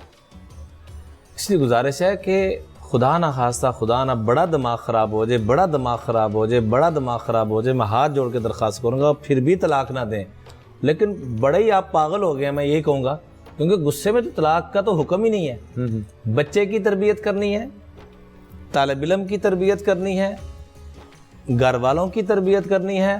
جو بندہ غصے میں آ کے تربیت کر رہا ہے وہ سمجھے تربیت نہیں کر رہا, وہ ظلم کر رہا ہے. جہاں پر عمران بھائی آپ اس ٹاپک کو لے کر چلے گئے نا, یہاں سے بھی پھر وہ احسان مندی جی بالکل بڑا گہرا اشارہ بہن نے دیا کہ ہم عام طور پہ ان جملے پتہ کیا کہتے ہیں, بیوی سے کوئی غلطی ہوگی نا ہم کہیں گے, بچوں سے کوئی غلطی ہوگی, میں نے تمہارے لیے یہ کیا, پھر تم میرے ساتھ یہ کر رہے ہو. بھئی اگر تم نے ان کے لیے کرنا تھا تو اللہ کی قسم اس سے 1000 درجے بہتر تھا کہ تم کچھ بھی نہ کرتے. بالکل اللہ کے لیے کرنا, اور اللہ کے لیے کرو, اللہ سے بدل لینا ہے. ہاں بی بی فاطمہ دوسروں کو کھلا رہی ہیں, وہ جو قرآن پاک میں سورۃ دہر میں ہے, وَيُطْعِمُونَ الطَّعَامَ عَلَىٰ حُبِّهِ مِسْكِينًا وَيَتِيمًا وَأَسِيرًا. لیکن اللہ کی محبت, اپنی بھوک موجود ہے, اپنی پیاس موجود ہے، اپنے بچوں کو پیاسا بھوکا رکھ کے بھی دوسروں کو کھلایا جا رہا ہے، اور آگے کیا کہا جا رہا ہے؟ انما نطعمکم لوجہ اللہ، لوجہ اللہ۔ بھئی ہم تو جو تمہیں کھلا رہے ہیں صرف مقصد اللہ کی، تو میں یہ والدین سے بھی درخواست لا کروں نرید منکم لا نرید جزاء ولا منکم شکورا۔ جزاء ولا شکور۔ سبحان اللہ۔ یہ بار بار اس کا تذکرہ الحمدللہ علامہ صاحب نے بھی کیا، آپ آزاد نے بھی کیا۔ تو گزارش یہ ہے کہ ان چیزوں کی طرف ہم نے بڑھنا ہے کہ لا نرید منکم، یہ والد بھی دل میں بٹھا لے، یہ والدہ بھی دل میں بٹھا لے، یہ خامن بھی، یہ بیوی بھی، یہ اولاد بھی، ہر ایک دل میں یہ بٹھا لے کہ ہم نے ان کے لیے نہیں کرنا، ہم نے اللہ کے لیے کرنا بے ہے۔ شک جی، ہمیں اللہ کے لیے کرنا ہے۔ ناظرین آپ نے سنا، ابھی عمران بھائی نے بھی بہت ہی خوبصورت بات کی، اور آغا بھائی نے جو وظیفہ بتایا، آغا بھائی میں آپ کو سلام پیش کرتا ہوں کہ آپ نے غصے کی جو آخری حد ہو سکتی ہے اس حد کو بیان کر دیا ہے کہ غصہ آپ گھر میں جا کے کر رہے ہیں، برتن توڑ رہے ہیں، تو یہی عالم ہوتا ہے جب بیوی نے آ کے سامنے سے کچھ کہہ دیا کہ یہ آپ کیوں کر رہے ہیں، کیا کر رہے ہیں، تو جاؤ بھائی تم بھی فلاں فلاں فلاں، اور گھر جا کے بیٹھ جاؤ۔ تو اس پر بڑا احتیاط کرنے کی ضرورت ہے۔ اور اس کے ساتھ ایک اور بھی چیز جو آپ نے بات کہی، جو میں کرنا چاہ رہی تھی، کہ جب انسان کے اندر غصہ، تکبر اور یہ ہوتا ہے نا کہ میں نے تمہارے لیے کچھ کیا ہے، تو تب آپ ہمیشہ اپر سائڈ پہ رہتے ہیں۔ لیکن اگر آپ عاجز رہیں، احسان مند رہیں، یہ سوچیں کہ آپ کی بیوی نے آپ کے لیے کیا کچھ کیا ہے، یا پھر جو لوگ جس کے ساتھ آپ کے، جب آپ دفتر میں کام کر رہے ہیں یا آپ نارمل اپنی زندگی میں ہیں، لوگوں کے ساتھ ہیں، آپ جب یاد رکھیں کہ کسی نے آپ کے ساتھ کیا ہے، تو پھر آپ عاجز رہتے ہیں، آپ کی زندگی میں پختگی بھی آتی ہے اور وہ سکون بھی آتا ہے جو اللہ رب العزت آپ سے چاہتا ہے۔ مفتی ابو محمد صاحب کے پاس میں آنا چاہوں گا۔ ایک سوال ذہن میں آتا ہے کہ ہم بات کر رہے تھے احسان کی، ایک ہم نے یہاں پر دو لوگوں کا جو ہے وہ تو تعین کر لیا، ایک وہ جو کہ احسان کرتا ہے، ایک وہ جس پہ احسان کیا جا رہا ہے۔ لیکن یہاں پر ہم مخلوق کی بات کر رہے ہیں، جو احسان اللہ تعالیٰ نے بندے پر کیا ہے اس کی ناشکری کے بارے میں جو ہے آپ ذرا وضاحت فرمائیے گا کہ ایک تو ایک بندے نے آپ نے مجھ پہ کوئی احسان کر دیا، میں اتنا کم ظرف نکلا کہ میں اس احسان کا صلہ ہی نہیں دکھا سکا، جتا سکا، آپ کو یہ احساس دلا سکا کہ آپ نے مجھ پہ ایک احسان کیا۔ اللہ تعالیٰ نے ہم پر بے شمار احسانات فرمائے، بے شمار، لیکن ہم شکر ادا نہیں کرتے۔ بسم اللہ الرحمن اس الرحیم۔ چیز کو بھی جو ہے میں چاہوں گا کہ آپ ذرا اسی موضوع کے رہتے ہوئے، آپ کے دو سوال ہیں، جی کوشش کرتا ہوں دونوں کا جواب ہو جائے۔ ماشاءاللہ۔ اللہ تعالیٰ نے پوری کائنات پیدا کی، پوری کائنات میں جو کچھ ہمیں نظر آ رہا ہے اور جو کچھ نظر نہیں آ رہا، یہ سب اللہ کا پیدا کردہ ہے، اللہ کی تخلیق ہے، اور یہ سب اللہ جل شانہ نے حضرت انسان کے لیے کی ہے۔ ہر چیز اپنے وقت پہ، اپنے اپنے ٹائم پہ، اپنی ترتیب پہ، اللہ کے امر کے مطابق انسان کی خدمت میں لگی ہوئی ہے، سورج، ستاروں، سیاروں سے لے کر زمین تک، کائنات کی ہر شے۔ مگر اللہ تعالیٰ نے جل شانہ نے کائنات کی کسی شے کو بھی پیدا کر کے انسان پر احسان نہیں جتلایا۔ اللہ اکبر۔ اگر احسان جتلایا تو صرف ایک ہی ہستی ہے، فرمایا میں نے اپنا رسول، میں نے اپنا پیغمبر آقا دو عالم صلی اللہ علیہ وسلم کے بارے میں فرمایا کہ میں اپنا نبی تم میں بھیج کر تم پر احسان کر رہا ہوں۔ سبحان اللہ، اپنا محبوب۔ سوال یہ پیدا ہوتا ہے کہ اللہ نے پہلے تو ہر چیز دی، اللہ کا احسان ہے، ٹھیک ہے جی، انسان کے ایک ناخن بال سے لے کر آسمان کی یہ سورج کی روشنی، چاند کی رانائیاں، ہر چیز اللہ کا احسان ہے، لیکن اللہ نے احسان نہیں جتلایا۔ مگر سوال یہ پیدا ہوتا ہے کہ جس چیز کا اللہ جل شانہ نے احسان جتلایا ہے اس کی اللہ کے نزدیک اہمیت اور مقام کیا ہوگا، کیا رتبہ ہوگا، کیا شان ہوگی۔ اس سے آگے بڑھ کر جو بڑا دکھی اور افسوسناک سوال ہے وہ پوری امت سے ہے، پوری قوم سے ہے کہ ہم نے اس احسان کی، جو اللہ نے احسان جتلایا، اس کی کیا قدر کی ہم نے۔ ہم صرف نعروں کی حد تک محدود رہ گئے، ہم صرف بیانات کی حد تک محدود رہ گئے، ہم صرف کتابوں کی حد تک محدود رہ گئے۔ آج اس رسول اللہ صلی اللہ علیہ وسلم کی جو تعلیمات ہیں، جن کا ہمیں علم ہے، دیکھیں حدیث پاک میں آتا ہے قدم ابن آدم حتی یسأل عن خمس، عن عمر فیما افنا، وعن شباب فیما ابلا، وما له این اکتسب، وفیما انفق، وماذا عمل فیما علم۔ ہر بندہ اللہ کے رسول صلی اللہ علیہ وسلم کے مطابق تھوڑا یا زیادہ کچھ نہ کچھ ضرور جانتا ہے۔ یہ جو آخری اس حدیث کا سوال ہے نا کہ انسان آدم کا بیٹا اس وقت تک اپنے قدم میدان محشر میں سرک بھی نہیں سکے گا، چلنا پھرنا یہ دور کی بات ہے، اپنے قدم ہلا بھی نہیں سکے گا جب تک ان 5 سوالوں کا جواب نہیں دے دے گا۔ میں نے آخری سوال کا سہارا لیا، وَمَاذَا عَمِلَ فِيمَا عِلْم، جتنا تمہارے پاس علم تھا اس پر تم نے کتنا عمل کیا۔ رسول اللہ صلی اللہ علیہ وسلم کی ذات کی، آپ کی اطاعت کے متعلق، آپ کی تابعداری کے متعلق، آپ کی فرمانبرداری کے متعلق ہمارے پاس کتنا علم ہے، اور ہم بحیثیت امت، بحیثیت قوم آج اس احسان کی کتنی قدردانی کر رہے، کتنی ایک قدردانی ہے۔ اس پر ہمیں برملا یہاں بیٹھ کر مسجد میں, گھر میں, سجدے میں سچے دل سے توبہ کی ضرورت ہے. لا یؤمن احدکم حتی اکون احب الیہ من والدہ وولدہ والناس اجمعین. نبی کریم سے, یہ بخاری کی حدیث ہے, نبی پاک صلی اللہ علیہ وسلم نے فرمایا جب تک تم ساری کائنات سے بڑھ کر محبت مجھ سے نہ کرو اس وقت تک تم مومن نہیں ہو سکتے. فرمایا یا رسول اللہ آپ سے محبت کی علامت کیا ہے؟ فرمایا من اطاعنی کان معی فی الجنہ. فرمایا جو مجھ سے محبت کرے گا, انا محبتنی, فرمایا وہ میری اطاعت کرے گا, اور جو میری اطاعت کرے گا وہ میرے ساتھ جنت میں جائے گا. اب سوال یہ پیدا ہوتا ہے کہ وہ ہم اطاعت کتنی کرتے ہیں؟ یوں تو ہم آپ کو بہت سارے کام کرتے ہوئے نظر آ جائیں گے, یہ صرف معذرت کے ساتھ ذرا تلخ الفاظ ہیں, یہ وہ چیزیں, وہ کام ہم کرتے ہیں کہ جو ہمارا چسکا ہوتا ہے. ہمارے دل کو اچھا لگا تو ہم نے بہت سارے کام کر لیے, دل کو اچھا نہ لگے تو وہ فرض کیوں نہ ہو, وہ واجب کیوں نہ ہو, وہ رسول اللہ کی سنت کیوں نہ ہو, آپ کا امر کیوں نہ ہو. اسی لیے تو ہم کہتے ہیں کہ صحابہ تھے, صحابہ کا کوئی مقابل نہیں. ایک صحابی گزرے قافلہ لے کر, درخت کٹ گیا, اب وہ درخت وہاں موجود نہیں ہے, لیکن پھر بھی سر نیچے کر کے گزرے. سارے قافلے والوں نے پوچھا آپ یہاں سے سر نیچے کر کے کیوں گزرے؟ فرمایا یہاں ایک درخت تھا, رسول اللہ کے ساتھ ہم یہاں سے گزرے تھے, تو آپ صلی اللہ علیہ وسلم نے سر نیچے کر کے یہاں سے گزرے تھے. درخت کٹنے کے بعد بھی, رسول اللہ کے جانے کے بعد بھی اس صحابی نے یہ گوارا نہ کیا کہ وہاں سے وہ حضور کی سنت کو زندہ کیے بغیر گزر جائے. سر پہ بال ایک نہیں ہے, سر پہ پورے قافلے کو بٹھایا, وہاں بیٹھے, پڑاؤ ڈالا, ابھی پڑاؤ بیٹھا تھا اور ابھی تھوڑی دیر بعد پھر بٹھا دیا, سر پہ کنگا کیا. صحابہ کرام نے کہا آپ نے ایسے کیوں کیا, سر پہ کنگا کیوں کیا, بال نہیں ہے؟ تو فرمایا میں ایک وقت تھا اپنے رسول پیغمبر کے ساتھ یہاں سے گزرا تھا, اسی مقام پر آپ نے پڑاؤ ڈالا تھا, اسی مقام پہ آپ نے اپنے جیب سے کنگا نکالا تھا, سر پہ کیا تھا, اپنی زلفیں سنواری تھیں, تو میں نے کیسے گوارا کر لوں کہ میں اپنے پیغمبر کی سنت کو زندہ کیے بغیر یہاں سے گزر جاؤں. اسی لیے کہتے ہیں صحابہ ہیں, توحید و رسالت کی تشہیر صحابہ ہیں, سرکار کی سیرت کی تقریر صحابہ ہیں. کفار پہ خالد نے تلواریں جو ہے نو توڑی, مدنی نے کہا رب کی شمشیر صحابہ. تو ہمیں ان کی طرف آنا پڑے گا. بہت بہت زبردست بات. ایک میں گزارش کرنا چاہوں گا, جو آپ نے فرمایا نا کہ محبت اللہ کا شکر کیسے ادا کریں. نبی کریم صلی اللہ علیہ وسلم ایک مرتبہ, بخاری کی روایت ہے, وضو فرما رہے تھے, تو صحابہ اس وضو کو لینے کے لیے کادو یقتتلون کے لفظ ہیں کہ جھگڑے کی کیفیت ہوگی, یہ پانی مجھے مل جائے, یہ پانی مجھے مل جائے, یہ پانی مجھے مل جائے. اللہ اکبر. حضور صلی اللہ علیہ وسلم کے پاس بڑے بڑے وفود آتے, مشرکین مکہ کی طرف سے جب وفود آئے تو واپس جا کے اپنے ساتھیوں کو پتہ کیا کہا کہ میں کیسر و کسریٰ کے دربار میں گیا. جی کیسر و کسریٰ کے دربار میں گیا, جو اصحاب محمد صلی اللہ علیہ وسلم کے غلاموں کو میں نے تابعداری اور پیار کرتے دیکھا, ایسا میں نے کہیں بھی نہیں دیکھا.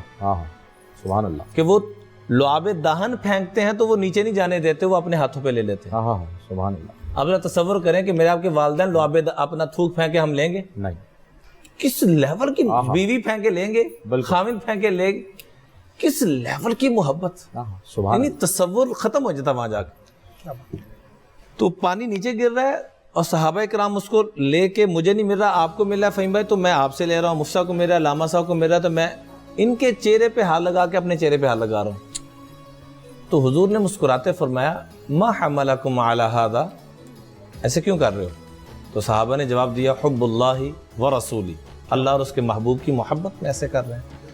تو آگے سے آپ نے محبت کرنے کا طریقہ بتلا دیا, جیسا کہ مفتیٰ نے فرمایا نا کہ لقد من اللہ علی المؤمنین, اللہ نے احسان کیا ہمارے اوپر, ایک ہی نعمت کا احسان کیا, باقی نعمتوں کا ذکر بھی نہیں کیا. بالکل.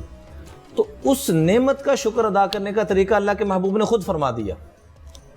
3 باتیں فرمائی, اور تینوں کا تعلق عبادات سے نہیں ہے, کسی وظیفے سے نہیں ہے, کسی تسبیح سے نہیں ہے, کسی روزے سے نہیں ہے, کسی سجدے سے نہیں ہے, تینوں کا تعلق معاشرے سے.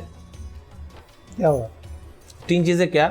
آپ نے فرمایا من سر رہو, مجھے آپ کو تو وہ پانی نہیں مل سکتا, مجھے تھوڑے دن پہلے اللہ کا خاص کرم ہوا, اس کے حبیب کے صدقے سے امام مسجد نبوی سے ملاقات ہوئی میری, ماشاءاللہ. مجھے اپنے گھر لے گئے, ان کے پاس حضور صلی اللہ علیہ وسلم کی موئے مبارک تھے, اور ان موئے مبارک کو زمزم سے دھویا ہوا تھا. وہ پانی انہوں نے مجھے دیا, اللہ کی قسم جب میں نے پانی سونگا تو مجھے یوں لگا میں اس دنیا میں نہیں, میں جنت میں چلا گیا. میں نے میں آپ کو اپنی وہ اللہ کی قسم کیفیت نہیں بتا سکتا ہوں. کیا بات. اور میں گھر میں جب بھی وہ پانی کھولتا ہوں تو میرا پورا گھر معطر ہو جاتا ہے. اب بھی میرے پاس گھر میں موجود ہے وہ پانی. تو جو براہ راست اللہ کے محبوب علیہ السلام کے چہرے سے پانی لگ رہا ہے, مجھے نہیں مل رہا, آپ کو مل رہا ہے, آپ حضرات کو, تو میں آپ کے چہرے سے ہاتھ لگا رہا ہوں, تو آپ نے یہ سوال کیا کیوں ایسے کر رہے ہو؟ تو صحابہ نے آگے سے جواب دیا حب اللہ و رسولی. آگے سے آپ نے فرمایا من سرہ ان یحب اللہ و رسولہ, جو اللہ اور اس کے محبوب سے محبت کرنا چاہتا ہے اس کو چاہیے 3 کام کرے. اور ایک روایت میں اس سے بھی بڑا جملہ فہیم بھائی فرمایا کہ جو یہ چاہتا ہے کہ اللہ اور اس کے محبوب اس سے محبت کریں, یہ اللہ اور اس کے محبوب محبت کریں. ماشاءاللہ. ایک یہ ہے کہ وزیر اعظم ہم سے محبت کرے, وہ ایک ہے ہم وزیر اعظم محبت کرے, بہت چھوٹی چیز ہے. ایک ہے وزیر اعظم ہم سے محبت کرے, دنیاوی اعتبار سے بہت بڑی چیز ہے. حالانکہ تو وہ بھی فقیر, میں بھی فقیر, سارے دنیا کے انسان ہی فقیر ہیں حقیقت میں, مثال کے طور پر. یہاں کیا کہا جا رہا ہے کہ کائنات کا بنانے والا رب اور کائنات میں بھیجنے والی رحمت العالمین دونوں ہستیاں آپ سے محبت کریں گے اگر آپ یہ 3 کام کر لیں. اللہ سارے شکر ادا ہو جائیں گے. پوچھا کہ یا رسول اللہ وہ 3 کام ہیں کیا؟ تو سب سے پہلی بات فرمائی فَلْيَصْدُقْ حَدِيثَهُ إِذَا حَدَّثَ. کیا بات کرنی ہے ہمیشہ تو سچ بات کرنی ہے. سبحان اللہ. پہلی بات آغا صاحب, بات کرنی ہے تو ہمیشہ سچ. دوسری بات فرمائی وَإِذَا وَعَدَهُمْ وَفَى لَهُمْ, جو کمٹمنٹ کرنی ہے, جو وعدہ کرنا ہے اس کو پورا کرنا ہے. اور تیسرے نمبر پہ فرمایا, تیسرے سے پہلے میں پہلی بات کی ایک جملہ ضرور ایڈ کرنا بڑا ضروری سمجھوں گا کہ سچ بولنا ہے لیکن کڑوا سچ نہیں بولنا. ہم اکثر یہ جملہ کہتے ہیں میں بڑا سچا آدمی ہوں, میں سچی بات کہتا ہوں چاہے کسی کو کڑوی لگے. Straight forward. ایسے کے اوپر اللہ کی ناراضگی اترتی ہے, اللہ کی رحمت نہیں اترتی. اور جب حب رسول کی بات ہوتی ہے تو پھر کیوں نہ ثنا خوانی بھی ہو. جی یہاں پر ہمارے ساتھ موجود ہے محمد فاتر. تو فاتر ذرا یہاں پر آ جائیے, ایک اچھا سا کلام, خوبصورت سا کلام. اور تیسرا جملہ کہ اپنے پڑوسیوں کا خیال رکھنا. اور پڑوسی کی تشریح اللہ کے محبوب نے یہاں تک فرمایا, آپ کو قرآن پاک میں نماز کی تشریح نہیں ملے گی لیکن پڑوسی کی تشریح ملے گی. وَالصَّاحِبِ بِالْجَنْبِ, جو آپ کے ساتھ ایک لمحے کے لیے بھی بیٹھ جائے تو وہ آپ کا پڑوسی بن گیا. تو ان 3 چیزوں کا خیال رکھنا, سچ بولنا, پیار والا سچ. بالکل. یہ ذرا جملہ اسٹریٹ فارورڈ جو اپنے آپ کو کہلاتے ہیں وہ پیار والا سچ, وہ نہ کریں. گھر سے نکلتے بیوی کا ایسا جملہ کہہ دیا سارا دن بیوی روتی رہی. بالکل. یا گھر میں ہے تو بیوی نے ایسا جملہ ماشاءاللہ سے فرما دیا کہ خامد سر پکڑ کے بیٹھ گیا. تو یہ سچ کوئی سچ نہیں ہے. ویسے عمران بھائی ماشاءاللہ سے لوگ جو ہیں وہ یہ سوال ضرور کریں گے, آپ سارے مسائل کی جو مثال دیتے ہیں وہ میاں بیوی والی ہی ہوتی ہے ماشاءاللہ. وہ اصل میں نا میری طرح کا ایک کم پڑھا لکھا آدمی تھا, تو اس کو اور تو کچھ آتا نہیں تھا. اہل بیت کا کربلا کا ایک واقعہ قبلہ صاحب آتا تھا, تو جب بھی بیان کرتا تو وہ کربلا میں چلا جاتا. تو آپ کی طرح کسی نے سوال کر لیا کہ علامہ صاحب 20 سال سے آپ کے پاس بیٹھ رہے ہیں, آپ کربلا ہی سناتے ہیں, کچھ اور بھی تو سنائیں. تو قل واللہ کم از کم سناتے ہیں. تو انہوں نے کہا کون سی قل واللہ جو قرآن میں نازل ہوئی ہے, کون سا قرآن جو حضور پہ نازل ہوا, کون سے حضور جو حسین کے نانا ہے, کون سے حسین جو کربلا میں شہید ہوئے. قل واللہ مطلب وہ انہوں نے قل واللہ سمجھے کہ کربلا ہی جانا پڑے گا. ہاں جی. تو ہمیں بھی ایک ہی بات آتی ہے, گھر میں جوڑ کیسے پیدا ہو جائے. ویسے بات انہوں نے جو ہے وہ اسے کنیکٹ کی, لیکن یہ ہے کہ دین سمجھنے کے لیے کربلا تو جانا ہی ٹائم ہے, اس کے بغیر گزارا نہیں. اس کے بغیر تو پر نور سحر اور ذکر خدا, نبیوں کی مدح سرائی. پیغام سنا اے باد صبا, پر کیف صاحب آئی. پوشیدہ ہے ایمان کی راہ اللہ کی کتاب مقدس میں.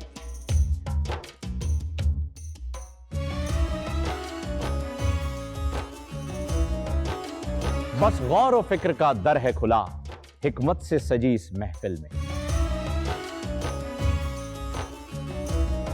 ہے لب پہ دعا زدنی علما, روشن ہی رہے یہ سارا جہاں. رم جھم رحمت کی گھٹا, ہر ایک نے ہدایت پائی. نعمت اور برکت سے سجا افطار و سحر کا دسترخوان. ننھے پھولوں نے مل کے کہا آج روزہ کشائی ہے. رمضان المبارک کی خصوصی نشریات رمضان میں بو.